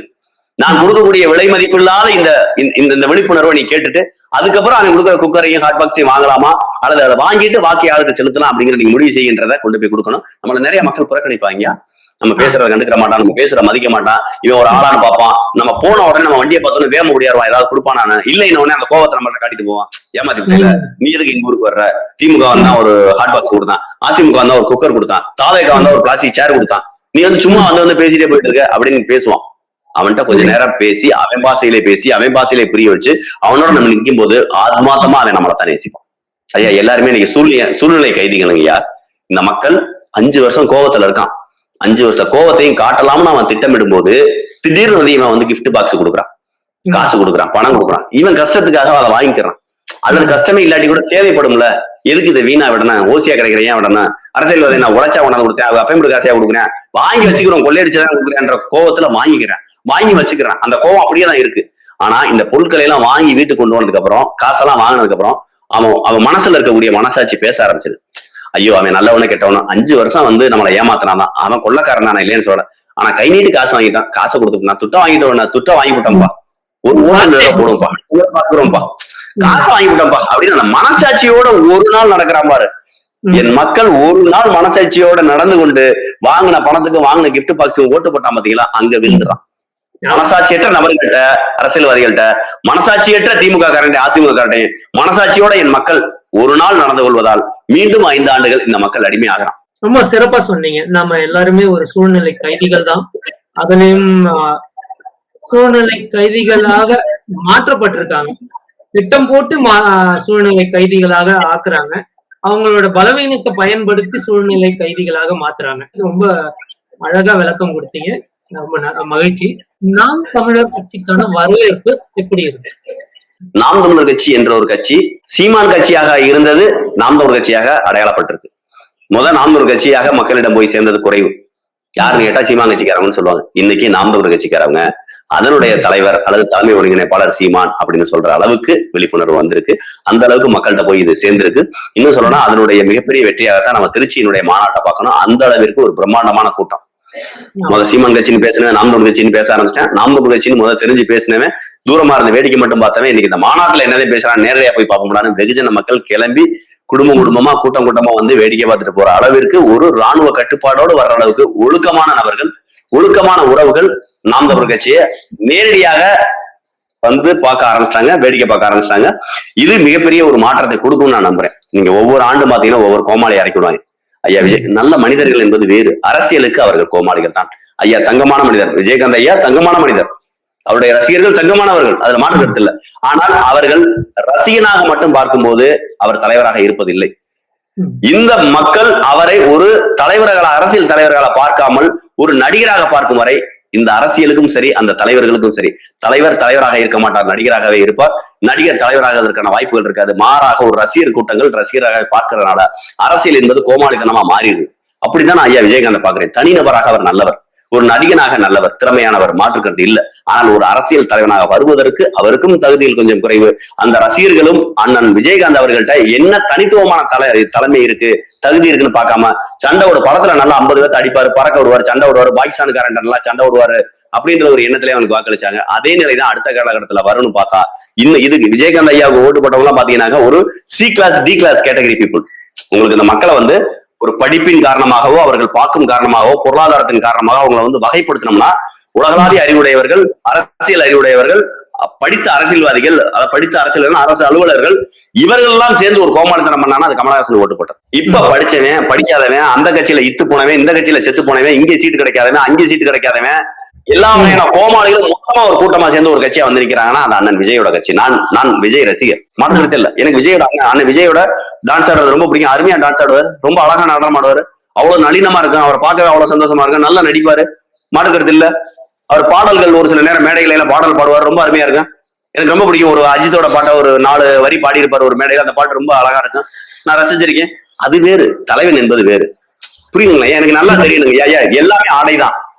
நான் எந்த காலகட்டத்துல என்ன ஆடை போட்டுன்னு இருக்குல்ல, பள்ளிக்கு போகையில ஒரு சீருடை, அதற்கு அதை எப்படி நான் தயாரானேன், நான் இதே விடுமுறை நாட்கள்ல ஒரு ஆடை போட்டிருப்பேன், அதுக்கு எப்படி நான் இருக்கணும், ஒரு திருவிழா காலங்கள்ல ஒரு ஆடை, அதுக்கு நான் எப்படி இருக்கணும். புரியுதுங்களாங்க? இப்ப தேவை கருதி தானங்க எல்லாமே இருக்கு. அந்த பகுத்தாராயக்கூடிய தன்மை அண்ணன் விஜய் ரசிகர்களுக்கு வேணும்னு நான் நினைக்கிறேன். அண்ணன் விஜய் கொண்டாடுங்க, அவர் விதவிதமான படம் நடிக்க சொல்லுங்க, விதவிதமான கதாபாத்திரங்களை ஏற்று நடிக்க சொல்லுங்க, அதை கொண்டாடுங்க. நான் வேணாம்னு சொல்லலாம். அதுலயும் கூட தேவையில்லாம பால விஷயம், கட்டவுட்டுக்கு போய் பால விஷயம் பண்றது, மோர விஷயம் பண்றது பண்ணாம நிறைய மரக்கன்றுகளை கொடுங்க, அந்த பாலை மோராக்கி மக்களுக்கு கொடுங்க, இல்ல பாலவே காய்ச்சி மக்களுக்கு கொடுங்க, தவறு இல்லை.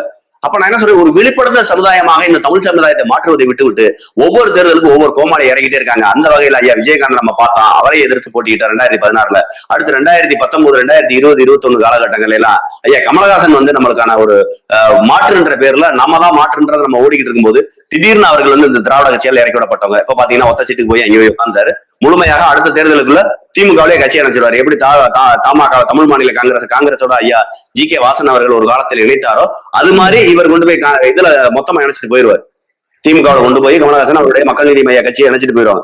அதே மாதிரி அடுத்த 2026 தேர்தலுக்கு பிறகு அண்ணன் விஜயும் இதே நிலைமைக்கு தான் வருவார். விஜயனுடைய வருகைக்கு பிறகு இந்த மக்கள் எப்படி அவரை நம்பி போய் ஏமாந்தாங்களோ, விஜயகாந்த் ஐயா கிட்ட போய் எப்படி ஏமாந்தாங்களோ, கமலஹாசன் ஐயா போய் எப்படி ஏமாந்தாங்களோ, அது மாதிரி விஜயண்ணன்ட்ட ஏமாந்துட்டு இந்த ஒரு தமிழ் சமுதாயம், இந்த தமிழ் கூட்டம் மீண்டும் நாம் தமிழர் மட்டுமே உண்மையான மாற்று, இந்த நாம் தமிழர் நம்ம 2016 தேர்ந்தெடுக்கணும்ன்ற குற்ற உணர்ச்சியோட வந்து நம்மளை தேர்ந்தெடுக்கக்கூடிய காலம் வெகு விரைவில் இருக்கின்றதை நம்புவோம். அதற்கு இந்த காலகட்டத்தை, இந்த தேர்தலை நம்ம அடிப்படையா வச்சு மிகப்பெரிய பிரச்சாரத்தை நம்ம செய்ய கடமைப்பட்டிருக்கோம். திமுக அதிமுக மாதிரி பணபலம் படைச்ச கட்சிகள் ஒரு பக்கம், திரை கவர்ச்சியை அடிப்படையா வச்சிருக்க தாவேகா போன்ற ஒரு கட்சி ஒரு பக்கம், இந்த மாதிரி இருக்கிற காலம் உங்களுக்கு எப்படிப்பட்ட சவாலா இருக்கு? இந்த சவால் வந்து ஆரம்ப காலகட்டத்தில இருந்து இந்த சவாலை நம்ம எதிர்நோக்கிறோம். முதல் தேர்தல்னு வந்தப்ப இருந்து இந்த நீங்க சொல்லக்கூடிய திமுக அதிமுக இருக்கு, அவங்கள்ட்ட இருக்கக்கூடிய பணபலம் இருக்கு, ஆள்பலம், அதிகார பலம் எல்லாமே இருக்கு. இப்ப புதுசா வந்திருக்கக்கூடிய, அதாவதுங்க ஏற்கனவே இருக்கிற நபர்கள் செய்த தவறுங்கிறத திருத்துறது ஒரு பக்கம், புதிய தலைமுறையை தவறு செய்ய வைக்கிறதோ தமிழக வெற்றி கழகம் நான் பாக்குறேன். ஏன்னா இங்க கொள்கை என்பது எப்படி இருக்குன்னா பால் போல இருக்கணுங்க. இப்ப ஐயா ஒவ்வொரு கட்சியில இருந்து வரக்கூடிய நபர்கள், ஐயா அது செங்கோட்டையனா இருக்கட்டும் அல்லது இன்னும் நிறைய நபர்கள், அதை நம்ம வந்து ஒருத்தர் தனிப்பட்ட முறையில சொல்ல வேண்டாம். ஆனா நான் சொல்ல வர்றது, ஊழல் செய்த கட்சியில் அந்த ஊழலினுடைய ஒரு பங்காக இருந்த நபர் ஐயா செங்கோட்டையன் தமிழக வெற்றி கழகத்துக்கு வந்தோடனே உத்தமரா மாறிடுவாரா? அவர் இதுக்கு முன்னாடி செஞ்ச தவறுலாம் சரியாயிருமா? இனிமேல் அவர் தவறு செய்ய மாட்டாருன்னு உத்தரவாதம் கொடுக்க முடியுமா? முடியாது. அவர் எப்பவுமே அதிகார துஷ்பிரயோகம் செய்வாரு, எப்பவும் கொள்ளையடிப்பாரு, கொலை செய்வாரு, ஆள் பலத்தையும் அதிகார பலத்தையும் தன்னுடைய பொதுமக்கள் மேலையும் தன் தொகுதி மேல இருக்கக்கூடிய மக்கள் மேலேயும் அவர் காட்டுவாரு. இப்படி பல்வேறு வகையான தவறுகளை அவர் செய்த நபர். அந்த நபரை நீங்க உங்களுக்கு பக்கத்துல உட்கார வைக்கும் போது உங்களுடைய ரசிகர்களுக்கு, ஐயா புசியானது சொல்றீங்க, என் கட்சியில உள்ள என்னுடைய பொறுப்பாளர்களுக்கு தான் நான் மாவட்ட செயலாளர் பதிவு கொடுப்பேன், யாரெல்லாம் விஜய் ரசிகராக 20 ஆண்டுகள் இருந்தீங்களா 10 ஆண்டுகள் இருந்தீங்களா அவங்களுக்கு தான் அந்த பொறுப்புகளை கொடுப்பேன் நீங்க சொன்னீங்கல்ல, அவங்களையும் உயர் பதவியிலையும் கொடுங்க. வெறுமன மாவட்ட செயலாளர், மாவட்ட பொருளாளர், மாவட்ட தலைவர் மட்டும் உட்கார வச்சுட்டு ஏன் மாநில பொறுப்பாளர்களை கூட வேற உட்கார வைக்கிறீங்க? மாற்று கட்சியில இருந்து வந்தவங்களுக்கு பொறுப்பு கொடுக்காம உட்காருங்க, எங்க கட்சியில வேலை செய்யுங்க, எங்க ரசிகர்கள் எப்படி வேலை செஞ்சாங்க அது மாதிரி இந்த தேர்தலுக்கு பொறுப்பு இல்லாம வேலை பாருங்க, சீட் இல்லாம வேலை பாருங்க. நீங்க அடுத்த முறை வந்து அடுத்த தேர்தல் வந்து இந்த தேர்தல் இருக்கு, அடுத்த தேர்தலுக்குள்ள ஒரு 5 ஆண்டு 6 ஆண்டு உங்களுக்கு ஒரு அனுபவம் வந்துடும், இந்த கட்சியினுடைய பழைய உறுப்பினர் ஆயிருவீங்க. அப்ப நீங்க எடுத்துட்டு வாங்க, 6 ஆண்டுகள் தமிழக வெற்றி கழகத்தில் நான் செய்த கலப்பணி நான் சொல்லுங்க. இருக்குல்லங்கய்யா, நான் இப்ப வர்றாரு செங்கோட்டையன் வர்றாரு, நான் தமிழக வெற்றி கழகத்தில் செய்த மக்கள் தொண்டு என்னன்னு சொல்லுவாரு? 3 மாசம் அவரோட எக்ஸ்பீரியன்ஸ், 6 மாசம் அவரோட எக்ஸ்பீரியன்ஸ் இருக்கு, அதுக்கு சீட்டு கொடுத்துருவீங்களா? சீட் இல்லாம அவர் உங்க கட்சியில இருந்துருவாரா? சீட் இல்லாம உங்க கட்சியில அவர் போட்டியிடாம இருந்துருவாரா? தேர்தல போட்டியிடாம ஐயா செங்கோட்டையன் உங்க கட்சியில இருந்துருவாரா? ஆலோசனை மட்டும் சொல்லுங்கன்னு சொல்லி இருந்துருவாரா? ஐயா நான் குற்றவாளிங்க, நிறைய கொள்ளையடிச்சிருக்கீங்க, அதிமுக நிறைய கொள்ளையடிச்சிருக்கீங்க, கொலை செஞ்சிருக்கீங்க, நிறைய ஊழல் பண்ணிருக்கீங்க, ஆனாலும் உங்க கொள்கை பிடிச்சி வர்றீங்க, எம்ஜிஆர் மாதிரி உங்களை நினைக்கிறீங்க, எனக்கு பதவி வேண்டாங்க, நான் செஞ்ச தவறுகளுக்கு எல்லாம் பிராய்ச்சித்தமா தமிழக வெற்றி கழகத்தை வழி நடத்துறீங்க, எனக்கு சீட்டு வேணாங்க. என் ஊர்ல உங்க கட்சியில இருந்து ஆரம்பத்துல இருந்து செங்கோட்டையன் ஐயாவுடைய பகுதியில ஈரோடு மாவட்டத்துல கோபிச்செட்டிப்பாளையம் அந்த பகுதிகளில் ஆரம்பத்துல இருந்து கலப்பணி செஞ்ச ஒரு தமிழக வெற்றி கழகத்தினுடைய இளைஞருக்கு ஒரு வாய்ப்பு கொடுங்க அப்படின்னு சொல்லிட்டு இருந்துருவாரா? வாய்ப்பு இல்லை, இருக்க மாட்டார். அப்ப திமுகவும் அதிமுகவும் என்னவெல்லாம் தவறுகள் செய்தார்களோ அதே நபர்கள் தமிழக வெற்றி கழகன்ற கொடிக்கு கீழே வந்து நிக்கிறாங்க. ஒரு பேனர் மட்டும் தான் வேற. ஐயா செங்கோட்டையன் எடுத்தீங்கன்னா ஒரு பேனர் மட்டும் வேற. முதங்க எம்ஜிஆர், இங்க விஜய், இங்க ரெட்டெல்லாம், இங்க விசில், இவ்வளவுதான். அதே சட்டமன்ற தொகுதி, அதே மாவட்டம், அதே வெள்ளச்சட்டம், அதே வெள்ள வெட்டி, அதே கொள்ளை, அதே கொலை, அதே ஊழல், அதே லஞ்சம், அதே அதிகாரிகள், அதே அதிகார துஷ்பிரயோகம். என்ன மாற்று இருக்க போது? இதையே விஜய் மாற்று நீங்க நினைக்கிறீங்க?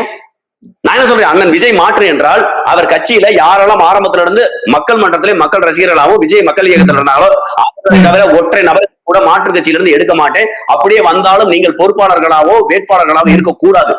ஒரு சாதாரண அடிப்படை தொண்டனாக இருந்து வேலை செய்யுங்க. உங்க பகுதியில் நீங்க போய் அடிப்படை தொண்டராக இருந்து வேலை பாருங்க. அதுக்கப்புறம் உங்களுக்கு ஊராட்சி செயலாளர் தர்றேன், கிளை செயலாளர் தர்றேன், அதுக்கு மேல ஒன்றிய செயலாளர் தர்றேன், அதுக்கு மேல மாவட்ட செயலாளர் தர்றேன், அதுக்கு மேல மாநில செயலாளர் தர்றேன். அதுக்கப்புறம் நீங்க வாங்க தேர்தல போட்டியிடலாம். 10 ஆண்டு கால அனுபவத்துக்கு பிறகுதான் சீட்டு தெரிவின்னு சொல்லுவாரா? அப்ப என்ன அர்த்தம்னா, திமுக என்ற கட்சியில இருக்கக்கூடிய காவாலிப்பய கலாவணிப்பய, அதிமுக என்ற கட்சியில இருக்கக்கூடிய காவாலிப்பய கலாவணிப்பய, இந்த கட்சியில இருக்கக்கூடிய காவாலிப்பய கலாவணிப்பயலுக்கு எவனுக்கு சீட்டு கிடைக்கல அவன் என்னட்ட வாடா. இந்த கட்சியில அதிமுக இருக்கக்கூடிய காவாலிப்பய கலாவணிப்பயலுக்கு எவனுக்கு சீட்டு கிடைக்கல அவன் என்னட்ட வாடா. எல்லா கலாவணி பயிலையும் நான் ஒரு வாஷிங் மிஷின்ல போட்டு வெளுத்து உன்னை நல்லவனாக்கி தேர்தல போட்டிடுறேன். இதுவா மாற்று? இதுவா புரட்சி? ஒரு டேங்கர் லாரி நிறைய பால் இருக்குங்கய்யா, ஒரு சொட்டு பால் 1 லட்சம் லிட்டர் இருக்கக்கூடிய டேங்கர் லாரியில பால் இருக்கக்கூடிய சுத்தமான தூய பால் இருக்கக்கூடிய டேங்கர் லாரியில ஒரு பெரிய கலன்ல ஒரு பெரிய அண்டாவில் இருக்கக்கூடிய பால்ல ஒரு சொட்டு விஷத்தை விடுங்க, பால் டாயில விடுங்க. இப்ப பால் ஜெயிக்குமா பால் டாயில் ஜெயிக்குமா? அது மாதிரிதான் உண்மையிலே உங்களுடைய ரசிகர்கள் நல்லா இருந்திருப்பாங்க, உங்களுடைய ரசிகர்கள் நல்ல செஞ்சிருப்பாங்க, கலப்பணி செஞ்சிருப்பாங்க, அரசியலை அப்பற்ற ஆளுங்க அரசியல் நினைச்சிருப்பாங்க. இந்த ஊழல் பிரச்சாலையில உள்ள வரும்போது அவன் என்ன செய்வான்? செங்கோட்டையனுக்கு எதிராக எப்படி சீட் வாங்குறதுன்னு அவன் பார்ப்பேன். கண்டிப்பா செங்கோட்டையன் கொண்டாடாவை பார்ப்பேன். செங்கோட்டையனுக்கு எதிராக நம்ம 20 வருஷம் இந்த கட்சியில உழைச்சோம். திடீர்னு செங்கோட்டையன் வர்றாரு. செங்கோட்டையனை ஜெயிப்பதற்கு என்ன வகையான தவறுகளை செய்யலாம்னு தான் யோசிப்பானா அல்லது கலப்பணி செய்யணும்னு நினைப்பானா? கண்டிப்பா உண்மையிலே சொல்றீங்க ஐயா, அண்ணன் விஜய்க்கு இந்த அரசியல் ஒத்து வராதுங்க ஐயா. அவர் சினிமா துறையில கஷ்டப்பட்டுக்கலாம், ஒரு நடனம் ஆடுவதற்கு கஷ்டப்பட்டுக்கலாம். உண்மையிலேயே தமிழக வெற்றி கழகத்தை எனக்கெல்லாம் சாட்டைய மகள் திட்டிக்கிட்டே இருப்பா அப்படின்னா எனக்கு அதுல எல்லாம் உடன்பாடு இல்லை.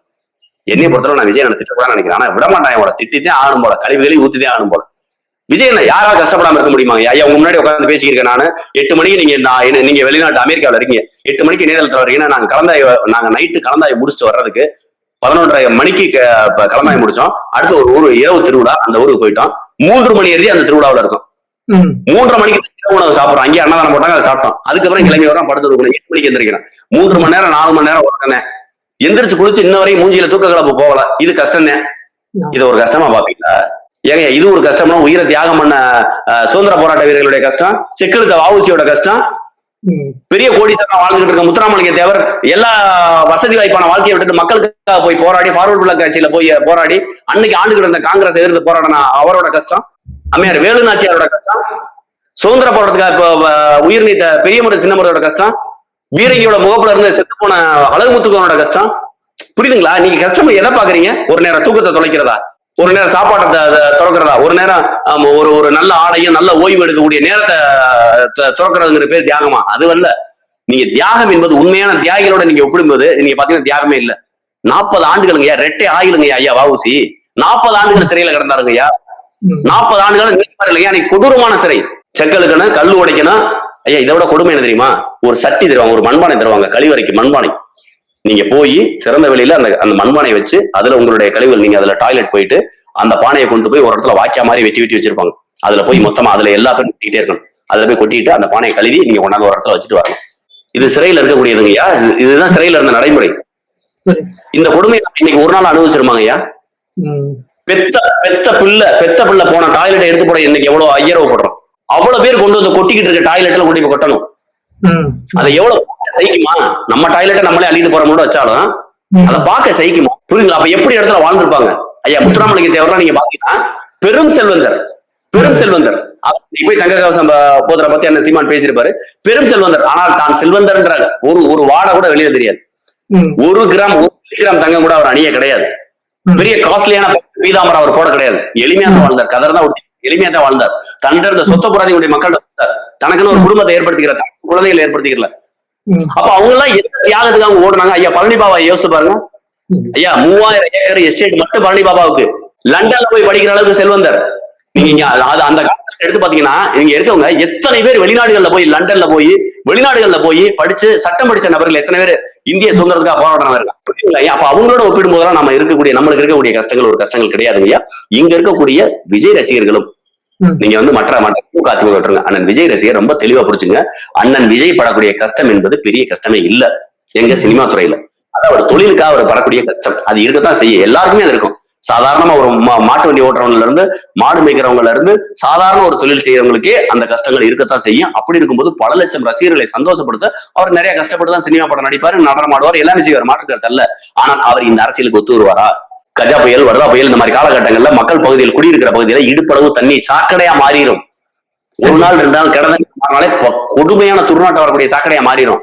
அந்த பகுதியில வாழ்ந்த எலி மிதக்கும், அந்த பகுதியில வாழ்ந்த பூனை செத்து மிதக்கும், நாய் செத்து மிதக்கும், அதெல்லாம் செத்து மிதந்துகிட்டு இருக்கான். அதுல எல்லாம் தள்ளி விட்டு அந்த தண்ணியில போய் தான் மக்கள் நிவாரணம் கொடுக்கணும். அதுவே மொட்டை மாட்டில உட்காந்துட்டு இருப்பான். ஒரு அரசியல் தலைவர் வந்துட மாட்டானா?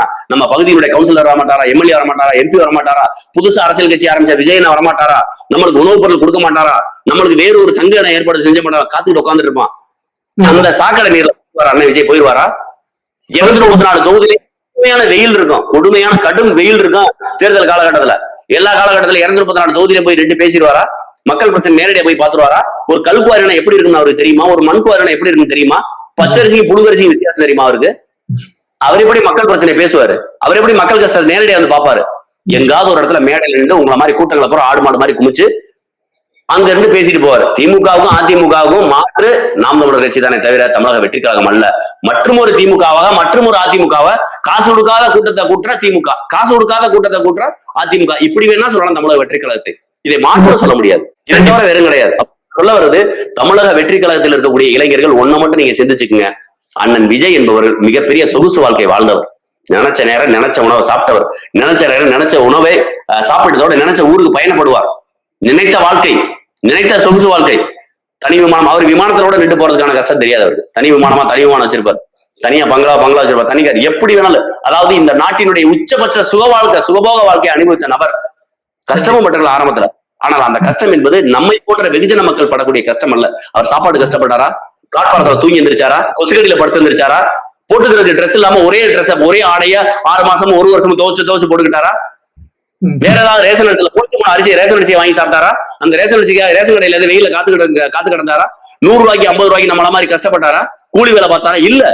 அவர் உழைப்பை விட அதிகமான பலனை இந்த ரசிகர்களாகிய நீங்களும் நானும் கொடுத்திருக்கீங்க. நானும் அவர் ரசிகர் தான். அப்ப நம்ம சொல்ல வர்றது, அண்ணன் விஜய் இந்த கஷ்டத்தை அனுபவிக்க முடியாது. அண்ணன் விஜய் இங்க திமுக செய்யும் சூழ்ச்சிகளை எல்லாம் தகர்த்தெறிந்து விட்டு ஜெயிச்சு வர முடியாது.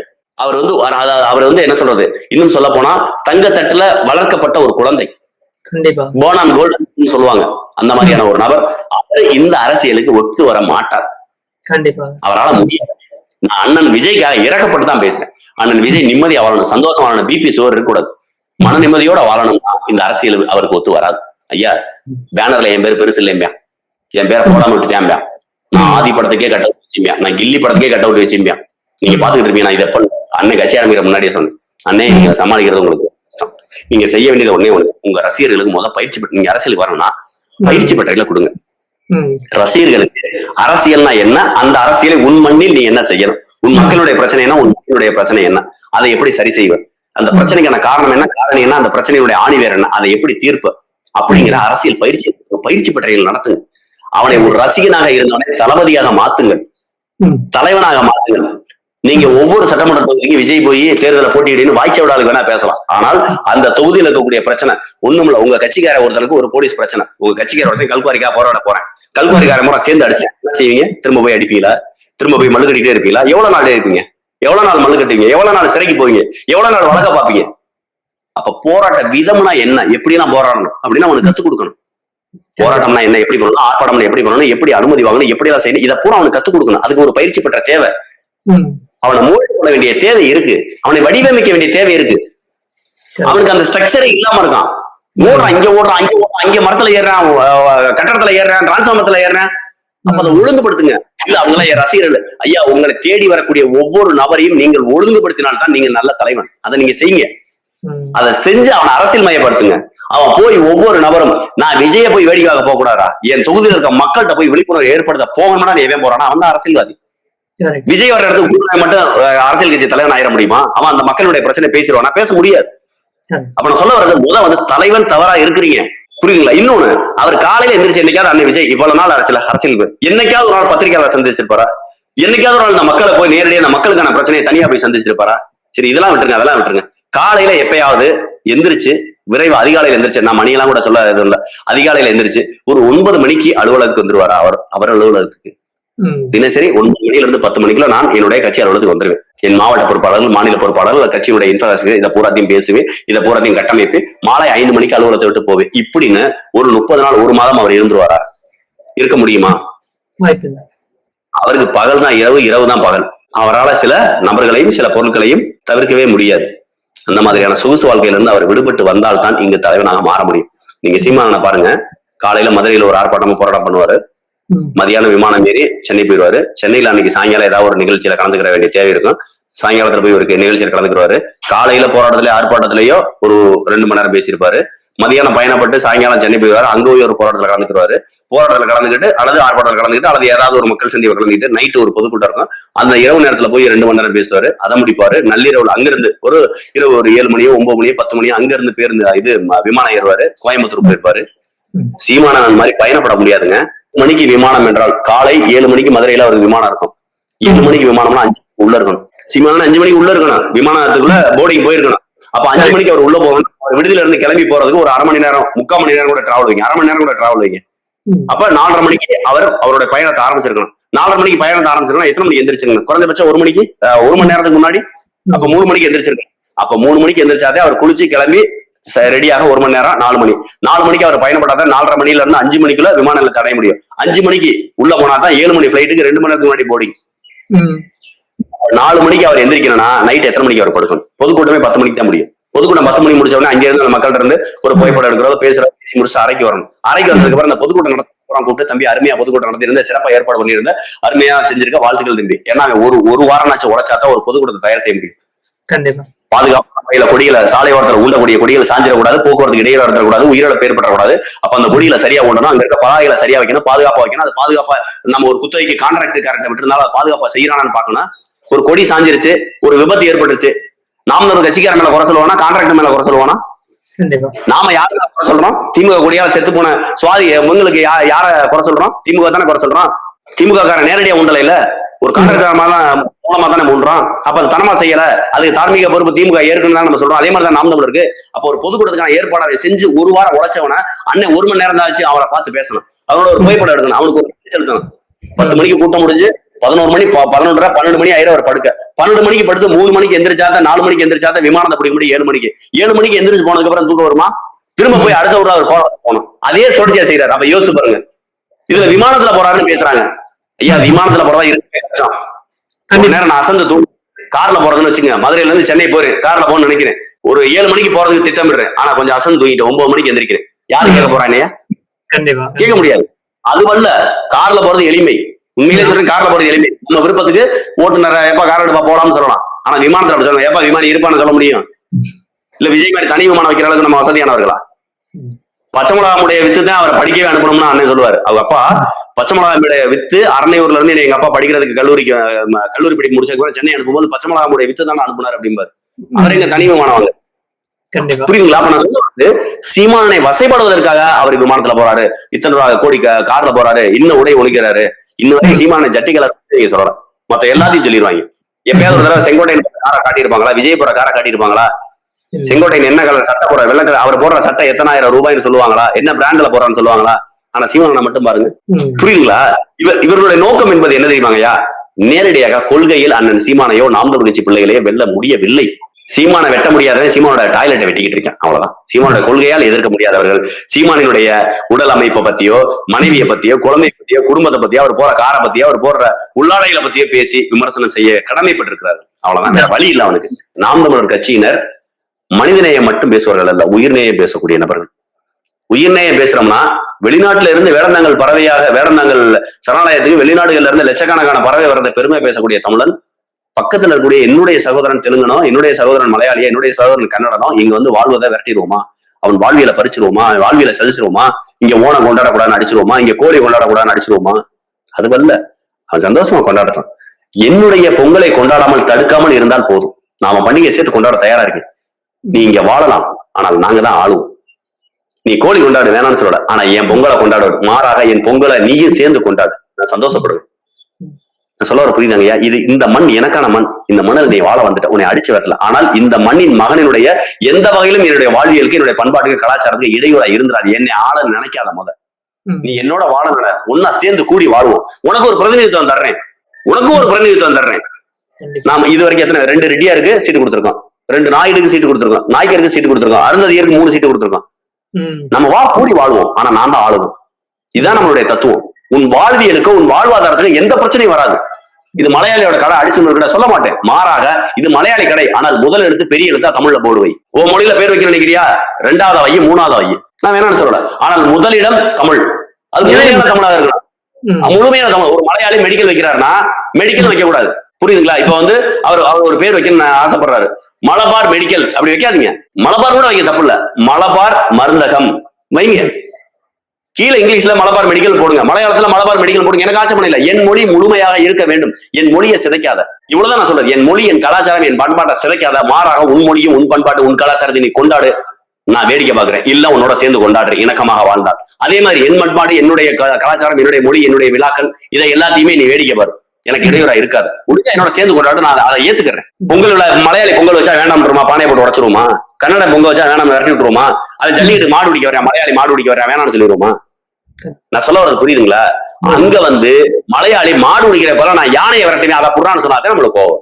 அது யானைக்கு மதம் பிடிக்காது, நம்மளுக்கு தான் அப்புறம் மதம் பிடிக்கும். நான் சொல்ல வர புரியுதுங்களா? என் பண்பாடு, என் கலாச்சாரத்தோட என்னை வாழ விட்டேன்னா என் வாழ்வியல்ல நீ ஒரு அங்கமாக மாறுவாய். நான் உன்னோட சேர்ந்து வாழதான் விரும்புறேன், உன்னை விரட்டி விட்டு வாழ விரும்புறேன். என் ஊர்ல நல்ல ஒரு அழகான நகை கடை வச்சிருந்திருப்பாரு ஒரு மார்வாடி. நான் அவரை விரட்டி விட்டு அந்த இடத்துல நான் நகை கடைக்குன்னு ஆசைப்படல. ஐயா நீ நல்லா வை, என் மொழி, என் பேரை வை, என் மக்கள்கிட்ட என் மொழியை பேசு. நீ என் ஊர்ல வாடுற என் மொழியை கத்துக்க, என் மொழியில கல்வி கத்துக்க, உன் மொழியை பேசக்கூடாது படிக்க கூடாதுன்னு சொல்ற வீட்டுக்குள்ள அதை வச்சுக்க. ஆனா வெளியில வந்து நான் ஒரு சௌராஷ்டிரா பள்ளி கட்டுவேன், நான் அந்த இதுல சௌராஷ்டிரா மொழி மட்டும் தான் சொல்லிக் கொடுப்பேன், நான் எடுக்க மாட்டேன். ஐயா நான் ஒரு சௌராஷ்டிரா பள்ளி கட்டுறேன், அதுல பிரதான மொழி தமிழ் மொழி, சௌராஷ்டிரா மக்களுக்கு முதல்ல உரிமை கொடுக்குறேன், பண்ணு, வேணான்னு சொல்லல. நான் உன்னோட சேர்ந்து ஃபண்டிங் தர்றேன். சௌராஷ்டிரா பள்ளியில ஒருத்தர படிச்சேன், தமிழர்கள் தமிழ் உணர்வோட இருக்கான். சௌராஷ்டிராவுக்கு நம்ம வேலை கொடுத்துருக்கோங்க, சீட்டு கொடுத்துருக்கோம். ஆனந்த்னு சொல்லி நம்மளுடைய நண்பர் தஞ்சாவூர் மாவட்டத்துக்காரரு, அவர் கொடுத்துருக்கோம். இது மக்களுக்கு தெரியும். ஐயா நாங்க சொல்றது வா ஒன்னா கூடி வாழும், சேர்ந்து வாழும். உன் கலாச்சாரம் உன் பண்பாடு நீங்க இருக்கு, என் கலாச்சாரம் என் பண்பாடு நான் இருக்கேன். ஐயா கதம்பம் போல் சேர்ந்து வாழணுங்க. ஐயா ஒரு மாலைன்னு எடுத்துக்கிட்டாங்க, அந்த மாலையில பல்வேறு வகையான பூக்கள் இருக்கும். அந்த பல்வேறு வகையான பூக்களுக்கும் ஒவ்வொரு வகையான வாசம் இருக்கும், ஒவ்வொரு வகையான நிறம் இருக்கும். நீ துளசியும் மல்லிகைப்பூ ஒரே மாதிரி வாசனை கொடுக்கணும்னு சொல்லும் போது எனக்கு வருது. துளசியா இருக்கட்டும், மல்லிகைப்பூவா இருக்கும். இது எல்லாத்தையும் சேர்ந்து கதம்பமா ஒரு மாலையா வாழ்ந்துட்டு போவோம், என்ன தவறு? மல்லிகைப்பூவும் கதம்ப மாதிரியா, மல்லிகைப்பூவும் துளசி மாதிரியா வாசனை அடிக்கணும், மல்லிகைப்பூ துளசி மாதிரியா மருத்துவ குணம் இருக்கணும் அப்படின்னா அது முடியாது. துளசி மல்லிகைப்பூ மாதிரியா கமகமனு மணக்கணும்னா அது முடியாது. என் பண்பாடு என் கலாச்சாரம் என் வாழ்வியல் என்ன வாழ விடுறாங்கிறேன். நான் ஒரு நாளைக்கு அடிச்சு வரல, மலையாளியா கன்னடனையா தெலுங்கனையா மார்வாடியா யாரையும் அடிச்சு வரட்ட விரும்பல. ஆனால் மாறாக என் மண்ணுல என் மண்ணை உனக்கு இந்த மண் மாசுபட்டால் ஒரு பெரிய ஒரு சாய கழிவு பற்ற ஒரு மார்வாடி வச்சிருக்காரு, ஒரு சாக்கா ஃபேக்டரி பெருசா வச்சிருக்காரு. அந்த கழிவுல பூரா இங்க சுமத்திட்டு காசு சம்பாரிச்சு மார்வாடி குஜராத்துக்கு போயிருவேன், மகாராஷ்டிராவுக்கு போயிருவேன், குஜராத்துக்கு போயிருவேன், ராஜஸ்தானுக்கு போயிருவேன். ஆனா நான் இங்க போக முடியுமா? அப்ப என் மண்ணையும் என் மக்களையும் நீ சேதப்படுத்தாத வரை நான் உன்னை தொட மாட்டேன். நான் உன்னை எந்த அளவுக்கு நேசிக்கிறீங்கிறத, என் கோவத்தையும் என் நேசிப்பையும் நீ புரிஞ்சுக்க. நான் பால்பட்டு நிற்கக்கூடிய சமுதாயமா மாறிக்கொண்டிருக்கேன். என் சமுதாயத்துக்காக நான் ஒண்ணு என்னை நானே கொடையா கொடுத்து நான் என் சமுதாயத்தையும் என் பண்பாட்டையும் கலாச்சாரத்தையும் என் மொழியை மீட்டெடுக்கணும். இவ்வளவு நான் என்ன ஆயுதத்தை எடுக்க வேண்டும் என்று நான் தீர்மானிப்பதல்ல, என் எதிரே இருக்கக்கூடிய என் எதிரி தான் தீர்மானிக்கிறான். நான் மாற்று மொழியினரை நண்பன் தான் பாக்குறேன், சகோதரன் தான் பாக்குறேன். நான் எப்போ சொல்றேன், தமிழ் மொழியில இருந்து தான் கன்னடம் பிறந்துச்சு, தமிழ் மொழியில இருந்தா தெலுங்கு பிறந்துச்சு, தமிழ் மொழியில இருந்தா மலையாளம் பிறந்துச்சு, தமிழ் மொழியில இருந்தா உலகத்தில் இருக்கக்கூடிய ஏனைய மொழிகளும் பிறந்துச்சு என்பதை நான் சொல்லவில்லை, மொழியியல் ஆய்வாளர்கள் சொல்றாங்க. அது உண்மை என்றால் என் மொழியில் இருந்து பிறந்த மற்ற மொழிகளை பேசக்கூடிய தாய்மொழியை ஏற்றுக்கொண்டு வாழக்கூடிய நபர்களும் என் சகோதரர்களே, என் ஒரே மொழி குடும்பத்தை சேர்ந்தவர்கள் தான் என்பதை நான் உணர்றேன். ஆனா அதை நிம்மதியா வாழ விடுன்னு சொல்றேன். நான் அண்ணன் தம்பி 10 பேருங்கய்யா, 10 பேரும் தனித்தனியா போயிட்டு தனித்தனியா வீடு வாசல் கட்டிட்டு தனித்தனியா வாழ்ந்துகிட்டு இருக்கோம். எல்லாரும் ஒரு இடத்துல வா ஒரே விழாவா கொண்டாடுவோம், ஒன்னா போவோம். ஆனா என் வீட்டை இடிச்சுட்டு அந்த இடத்துல நான் கிரவுண்ட் கட்டி அதுலதான் விளையாடுவேனா, ஓ வீட்டை நான் விடுவேனா இல்லையன்றதை நீயே பார்த்து. 10 பேர் வீடு கட்டி 10 பேர் வாழ்றோம், வாங்க பொதுவான ஒரு இடத்துல ஒண்ணு கூடி விளையாடுவோம். 9 பேர் சேர்ந்து என் வீட்டை இடிச்சுட்டு அந்த இடத்த பிளே கிரவுண்டா மாத்துவேன்ற திட்டத்துக்கு நீ வந்தீங்கன்னா, நீ இருக்கிற இடத்த நான் பிளே கிரவுண்டா மாத்திருக்கேன். தமிழ் தேசியத்தை முழுசா உள்வாங்காதவர்களுக்கும் நடுநிலை வாக்காளர்களுக்கும் நீங்க சொல்லக்கூடிய ஒரு செய்தி. எல்லாருக்குமே ஒரு தேவை இருக்கும், ஆனா அந்த தேவைக்கு ஒரு பேர் வைக்க தெரியல. இங்க தமிழ் தேசியத்தை உள்வாங்காத நபர்கள் நிறைய பேர் இருப்பாங்க. ஆனால் அவர்கள்ட்ட போய் உனக்கு என்ன வேணும்னு கேளுங்க. தமிழ் தேசியம் எதெல்லாம் என் மக்களுக்கு கொடுக்கணும்னு நான் நினைக்கிறேனோ அதுதான் அவனுக்கு தேவைப்படும். குறிப்பா சொல்லணும்னா அவனுக்கு பொங்கல் விழாவுக்கு ஒரு 10 நாள் தேவை, விடுமுறை தேவை. பொங்கல் விழாவுக்கு 10 நாள் விடுமுறை விடுவதற்கு அங்க இருக்கக்கூடிய ஆட்சியாளர்களுக்கு பொங்கல் விழாவை நேசிக்கக்கூடிய நபர்களா இருக்கணும், அந்த பொங்கல் விழா என்னன்னு தெரிஞ்ச நபர்களா இருக்கணும், அந்த பொங்கல் விழாவுக்கு ஏன் 10 நாள் விடுமுறை எதிர்பார்க்கிறான்னு தெரிஞ்ச நபர்களா இருக்கணும். அப்ப அந்த எல்லா விடயங்களும் தெரிஞ்சவன் யாரா இருக்குன்னா, பொங்கலை தன்னுடைய விழாவாக கொண்டாடக்கூடிய தமிழனாக இருக்க வேண்டும். புரியுதுங்களா? இங்க யுகாதிக்கு விடுமுறை விடுறோம், ஆனா பொங்கலுக்கும் தைப்பூசத்துக்கும் விடுமுறை இல்லைன்னு சொல்லும் போது அந்த ஆட்சியாளர் யாருன்னு என் மக்கள் கேள்வி வைப்போம். புரியுதுங்களா? இங்க கருணாநிதிக்கு செலவச்சவன் ஏன் வள்ளலாருக்கு செலவைக்கிறேன்னு கேள்வி வைக்கும் போது அவனுக்கு ஒரு விழிப்புணர்வு வரும். அப்ப அவன் பேசுற தமிழ் தேசியம். இங்கு மக்கள் கேட்கக்கூடிய ஒவ்வொரு கேள்வியினுடைய பதில் தமிழர்கள் பாதிக்கப்படுவதாக இருக்கும். அதற்கான பதிலாக நீங்க பாத்தீங்கன்னா தமிழ் தேசியம் மட்டும்தான் இருக்கு. அவனுக்கு தெரியல, அவன் கேள்வி கேட்டுதான் இருக்கான். ஆனா நான் கேள்வி ஏற்பதுதான் தமிழ் தேசியம் கேள்வி கேட்குது.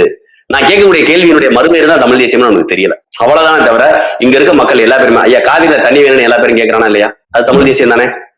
முல்லை பெரியார்ல தண்ணி வேணும்னு எல்லாரும் கேட்கறான் தானே, அது தமிழ் தேசியம் தானே. புரியுதுங்களா? பக்கத்துல இருக்கக்கூடிய மாநிலங்கள் எல்லாமே எனக்கான என் வாழ்வியல்ல என் மொழியில நான் கல்வி இருக்குன்னு ஆசைப்படுறானா இல்லையா. இன்னைக்கு புள்ளி வர எடுத்து பாருங்க, ஆங்கில மொழி வராம எத்தனை பேர் இன்னைக்கு பள்ளிக்கூடத்தை இடைநிறுத்தம் செஞ்சுட்டு பாதியிலே விட்டுட்டு போய் கூலி வேலைக்கு போறான்.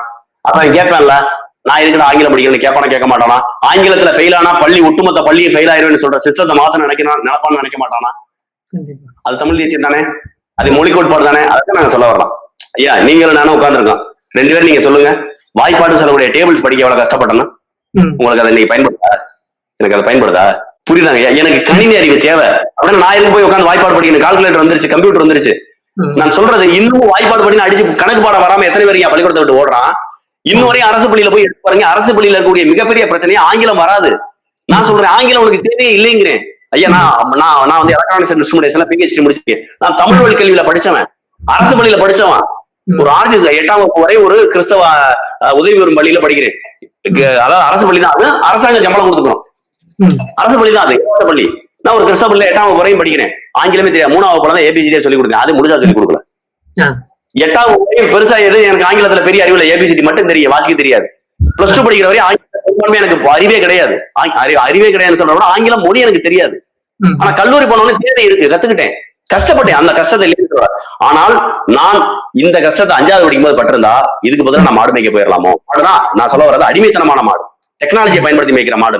அண்ணன் சொன்ன மாதிரி தூச்சிட்டியை ஊட்டிட்டு 2 மாட்டை எடுத்துக்கிட்டு கூட்டிட்டு போய் மேய்ச்சிட்டு அந்த மாதிரியான மாடு மேய்க்கிறேன். அப்ப நான் சொல்ல வர்றது, எனக்கு எந்த காலகட்டத்துல என்ன தேவையோ அதை நான் கத்துக்கிறேன். எனக்கு ஆங்கிலம் மட்டும் இல்ல, எனக்கு பிரெஞ்சு, நான் இதுக்கு போகும்போது பிரான்ஸுக்கு போகும்போது பிரெஞ்சு தேவைப்படுது, கேரளாவுக்கு போகும்போது தேவைப்படுது, கர்நாடகா போகும்போது கன்னடம் தேவைப்படுது. எல்லா மொழியும் கத்துக்கிட்டே இருந்தோம்னா அறிவியலை கத்துக்கிற முடியாது, சமூகங்களை கத்துக்கிற முடியாது, வரலாறு படிக்க முடியாது, மருத்துவத்தை கத்துக்கிற முடியாது. நான் என்ன சொல்றேன், தேவை காரணமாக நீ எதை கத்துக்கிறியோ அது இருந்தா சரியா இருக்கும்னு நான் சொல்றேன். இது தமிழ் தேசியம் ஐயா. ஆங்கிலம் படிக்க கஷ்டப்பட்டு எவ்வளவு பேர் கல்வியை விட்டுட்டு போனாலும் அவன் பூரா தமிழ் தேசியத்துக்கு ஆதரவான நபர்கள். இங்க தமிழ் தேசியம் என்பதே வேற ஒண்ணும் இல்லைங்கய்யா. இங்க தமிழ் தேசியம் நம்ம சொல்ற எல்லாமே அவன் தேவை காரணமாக வந்ததான், வேற ஒண்ணுமே கிடையாது. என் மொழி பேசக்கூடிய ஒரு தலைவன் இருந்திருந்தா என் மக்களுடைய கஷ்டம் தெரிஞ்சிருக்கும். அவன் முல்லை பெரியார் தாராவாத்திருக்க மாட்டான். ஐயா எம்ஜிஆர் அவர்கள் மலையாளியாக இருந்ததனால் முல்லை பெரியாருடைய தேவை தமிழ்நாட்டுக்கா கேரளாவுக்கான்னு பார்க்கும்போது அவர் கேரளாவுக்கு ஆதரவா இருந்துட்டார். கோலார் தங்கச்சிரங்கத்தினுடைய தேவை எனக்கா ஆந்திராக்காரனுக்கா கர்நாடகாரன் வரையில ஐயா பெரியார் போன்றவர்கள் இருக்கும்போது அந்த காலகட்டத்துல காமராஜர் போன்றவர்கள் அவங்க சொல்றதை கேட்டுட்டு விட்டுட்டாங்க. மேடன்னா பள்ளம் என்ன நம்மளுக்குள்ளதானே இருக்குன்னு போயிட்டாரு காமராஜர் ஐயா. புரியுதுங்களா? அன்னைக்கு தேவி மேடும் வீர் மேடும் தேவி குளமும் நம்மளுக்கு இருந்திருந்தா இன்னைக்கு முல்லை பெரியார் பிரச்சனை இல்ல, குளத்து நம்ம பக்கம் இருந்திருந்தா இன்னைக்கு காவிரி பிரச்சனை இல்ல. புரியுதுங்களா? பாலாறு பிரச்சனை இல்லாம இருக்கணும். அந்த நிலப்பகுதி நம்மள்ட்ட இருந்திருந்தா இல்ல, இன்னைக்கு திருப்பதி நம்மள்ட்ட இருந்தா மிகப்பெரிய உங்களுக்கு கூடியதா இருந்திருக்கும். பக்கத்துல 30 கிலோமீட்டர் 40 கிலோமீட்டர்ல திருத்தணியை மீட் எடுக்கிற மாதிரி திருப்பதி யாராவது மீட் எடுத்திருந்தா. அப்ப இவை அனைத்தும் தமிழ் தேசியம். நீங்க நானும் திரும்ப சொல்றேன், தமிழ் தேசியம் என்பதை நீங்க மக்களுடைய வாழ்வியல்ல இருந்து பிரிச்சு பார்க்க முடியாது. தமிழ்நாட்டுல இருக்க ஒவ்வொருத்தருடைய தேவைதாங்க தமிழ் தேசியம். தமிழ் தேசியம் வேறு, தமிழக மக்கள் வேறு இல்ல. தமிழக மக்களுடைய தேவைகளே தமிழ் தேசியம் என்ற பெயரில் அழைக்கப்படுகிறது. அதை அவனுக்கு சொல்ல தெரியாம வேணா இருக்கலாம், உணர தெரியாம வேணா இருக்கலாம், ஆனால் உண்மையதான். ஐயா, கடைசியா உலக தமிழ் உறவுகளுக்கு நீங்க சொல்ல விரும்புறது ஏதாச்சும் இருக்கா? உலக தமிழர் உறவுகளுக்கும் செயற்களம்னு ஒரு அமைப்பு மூலமா நம்மளுக்கு நிறைய உதவிகள்லாம் செய்யறாங்க. அவங்களுக்கும் சரி, எல்லாத்துக்கும் நாங்க தெரிவிக்கிறது, நீங்க ஈழத்துல இருந்தோ அல்லது தமிழ்நாட்டுல இருந்தோ ஈழத்துல வாழவே முடியாம உயிரை பாதுகாக்கிறதுக்காக, தங்களுடைய எதிர்கால சந்ததிகளை குழந்தைகளை பாதுகாப்பதற்காக தான் பிறந்த மண்ணை விட்டுட்டு உலகமெங்கும் போய் பரவி வாழ்ந்துட்டு இருக்கீங்க. நீங்க தமிழ்நாட்டு தமிழரோ நாம் தமிழர் கட்சியோ ஈழத்தை பெற்றுத்தரும்னு ஒருபோதும் நம்பினதில்லை. மாறாக தமிழர்கள் சுதந்திரமாக தாய்நிலத்தில் தமிழ்நாட்டில் வாழ்ந்தால் அது எங்களுடைய விடுதலைக்கு ஒரு உந்துதலாக இருக்கும் என்று மட்டும்தான் நம்புறீங்க. நான் இப்போ இந்த காணொலி வாயிலா சொல்றேன், ஈழத்தமிழர்கள் எப்போதும் தமிழ்நாட்டு தமிழர்கள் தங்களுக்கான ஈழத்தை பெற்றுத் தருவார்னு நினைக்கல. ஆனால் எங்களுக்கு தமிழ்நாட்டு தமிழர்களுக்கு ஒரு கடமை இருக்கு. நான் பிரிச்சு பார்க்க நினைக்க வேண்டாம், நான் நிலப்பரப்பா இதை பிரிச்சு சொன்னாதான் புரியும். தமிழ்நாட்டு தமிழர்களாக இருக்கக்கூடிய தமிழகத்தில் வாழக்கூடிய தமிழ் உறவுகள் எங்களுடைய கலாச்சாரம், பண்பாடு, எங்களுடைய உரிமை, சுயதேவை இதை பூரா நாங்க பூர்த்தி செய்யும் போது, இந்த இந்திய அரசியல்ல தமிழர்கள் உறுதித்தன்மையோட கால் ஊன்றும் போது, இந்திய பாராளுமன்றத்தில் தமிழருடைய ஆதிக்கம் அதிகமாகும் போது, தமிழ்நாட்டிலிருந்து போகக்கூடிய 40 எம்பிகள் செல்லக்கூடிய சட்டமன்ற பாராளுமன்றம் மற்றும் கீழவை மேலவைகளுடைய உறுப்பினர்கள் ரொம்ப ஒரு உறுதித்தன்மையோட இருக்கும்போது, ஒற்றுமையா இருக்கும்போது, முழு பலத்தோடு இருக்கும்போது, கண்டிப்பாக ஈழத்திற்கான ஆரம்ப புள்ளி இந்திய பாராளுமன்றத்தில் இருந்துதான் எழுதப்படும். இந்தியாவும் இந்திய பாராளுமன்றத்திலும் நிறைவேற்றப்படாத தீர்மானம் தெற்காசியாவிலே நிறைவேறுவது என்பது கடினம். இந்த பூகோள அடிப்படையில் இந்தியா தான் இங்க இருக்கக்கூடிய அரசியலை, பக்கத்தில் இருக்கக்கூடிய நாடுகளுடைய அரசியலை தீர்மானிக்கிறது. இது உலகளாவிய குளோபலைசேஷன் உலகளாவிய சந்தையாக மாறிக்கொண்டிருக்கக்கூடிய காலத்துல ஈழம் என்பது வியாபாரமாக இருந்தால் இந்த உலக நாடுகள் அங்கீகரிக்கும். ஆனால் உங்களுக்கோ எனக்கோ ஈழ தமிழர்களுக்கோ தமிழ்நாட்டு தமிழர்களுக்கோ ஈழம் என்பது வியாபாரம் அல்ல, ஈழம் என்பது தேவை, வாழ்வியல். அப்ப இதை மீட்டெடுக்கணும்னா தமிழர்கள் ஒன்றுபட வேணும். தமிழ்நாட்டில் இருக்கக்கூடிய சட்டசபையை நாம் தமிழ் கட்சி கைப்பற்றணும். சட்டசபை நம்ம கைவசம் ஆகும்போது பாராளுமன்றம் நம்ம கைவசம் ஆகும். சட்டசபையும் தமிழக சட்டசபையும் இந்திய பாராளுமன்றமும் தமிழர் கையில் வரும்போது, தமிழர் கையில்னா பாராளுமன்றம் ஒரு கூட்டாட்சி தத்துவத்துல எல்லா மொழிக்காரங்களும் சேர்ந்து ஆள்றது, தமிழ்நாட்டுல தமிழர் மட்டும் ஆள்றது. இந்த நேரம் வரும்போது, இந்த நிலை வரும்போது நாம் வைக்கக்கூடிய கோரிக்கை, கச்சத்தீவு எனக்கு வேணும்னா எடுத்து கொடுக்கும் இந்த இந்திய அரசு, தனியில வேணும்னா இந்த இந்திய அரசு அதற்கான வேலைகளை செய்யும். இவ்வளவுதான் தமிழ்நாட்டு அரசியல்வாதிகள், தமிழ்நாட்டில் இருக்கக்கூடிய நாம் தமிழர் கட்சி பிள்ளைகள் செய்ய வேண்டியதாக ஈழத்தமிழர்கள் எதிர்பார்ப்பார்களை ஒழிய, நீ திரும்ப வரணும், விடுதலை புலிகள் மாதிரி ஒரு இயக்கத்தை கட்டமைக்கணும், அதுக்கு நீ துப்பாக்கி தூக்கிட்டு வரணும், அந்த எதிர்பார்ப்பு ஒருபோதும் ஈழத்தமிழர்கள் இந்திய தமிழர்களிடம் தமிழக தமிழர்கள் வைப்பதே கிடையாது என்பதை நான் என்னுடைய கருத்தாக நான் உணர்கிறேன். அதை நான் சொல்றேன். மற்றவங்களுக்கு வேற ஒரு கருத்து இருக்குன்னா என் கருத்து. அப்படியாப்பட்ட ஈழத்தமிழர்கள் ஏன் தமிழ்நாட்டு அரசியலை இவ்வளவு கவனம் செலுத்தணும்? ஏன் நாம் தமிழர் கட்சி மீது இவ்வளவு கவனம் செலுத்தணும்? ஏன் அங்கிருந்து தான் சம்பாதித்த, ஐயா எனக்கு 100 ரூபா ரொம்ப பெரிய காசா இருக்கலாம், எனக்கு 1 லட்சம் ரூபா ரொம்ப பெரிய காசா இருக்கலாம், ஆனா அமெரிக்காவில் வாழக்கூடிய நபர்களுக்கு இந்தியாவினுடைய 1 லட்சங்கிறது ஒரு மாசத்தினுடைய பாதி செலவு. யூகேல வாழக்கூடிய, இங்கிலாந்துல வாழக்கூடிய நபர்களுக்கு பாதி செலவு. எனக்கு அவங்களுடைய வாழ்வியல்ல அவங்க வாழ்க்கைக்கு தேவையான ஏதாவது ஒரு தேவையை துறந்து அந்த காசை சேமிச்சு அதை ஈழத்தமிழர்கள் இங்க எங்களுக்கு உதவி செய்யறாங்கன்னா அந்த நன்றியை என்னைக்குமே நாங்க மறக்க மாட்டோம். அதை நான் காசு கொடுத்தேன் அதனால வேலை செஞ்சேன் அப்படி கிடையாது. நான் சொல்ல வருவது, அவன் கொடுக்குற காசு இல்லை, அவனுடைய ஒரு நேரம் தேநீர் குடிக்கிற காசை எனக்கு கொடுக்குறான். நீ 10 நேரம் தேநீர் குடிக்கிற, அவன் ஒரு நேரம் அமெரிக்காவில் குடிக்கிற டீயை நான் 10 நேரம் தேர்தல் காலத்துல தேநீரை குடிக்க முடியும். அவன் ஒரு தேநீரை துறந்து அவன் ஒரு தேநீரை தியாகம் செஞ்சு என்னை 10 தேநீர் குடிக்க வைக்கிறானா, அதற்கு காரணம் நான் தமிழை வெல்ல வைப்பேன், நாம் தமிழ் தேசியத்தை வெல்ல வைப்பேன், தமிழ் தேசியத்தை வெல்ல வைப்பேன், என் தேசிய தலைவரை உயிராக நேசிப்பேன், என் தேசிய தலைவரை தமிழக இல்லங்களிலேயும் உள்ளங்களிலேயும் கூட சேர்ப்பேன் என்ற நம்பிக்கை அவனுக்கு இருக்கு. ஈழத்தமிழர்கள் எப்போதும் அன்பை மட்டுமே எங்களிடமிருந்து எதிர்பார்க்கிறார்கள்.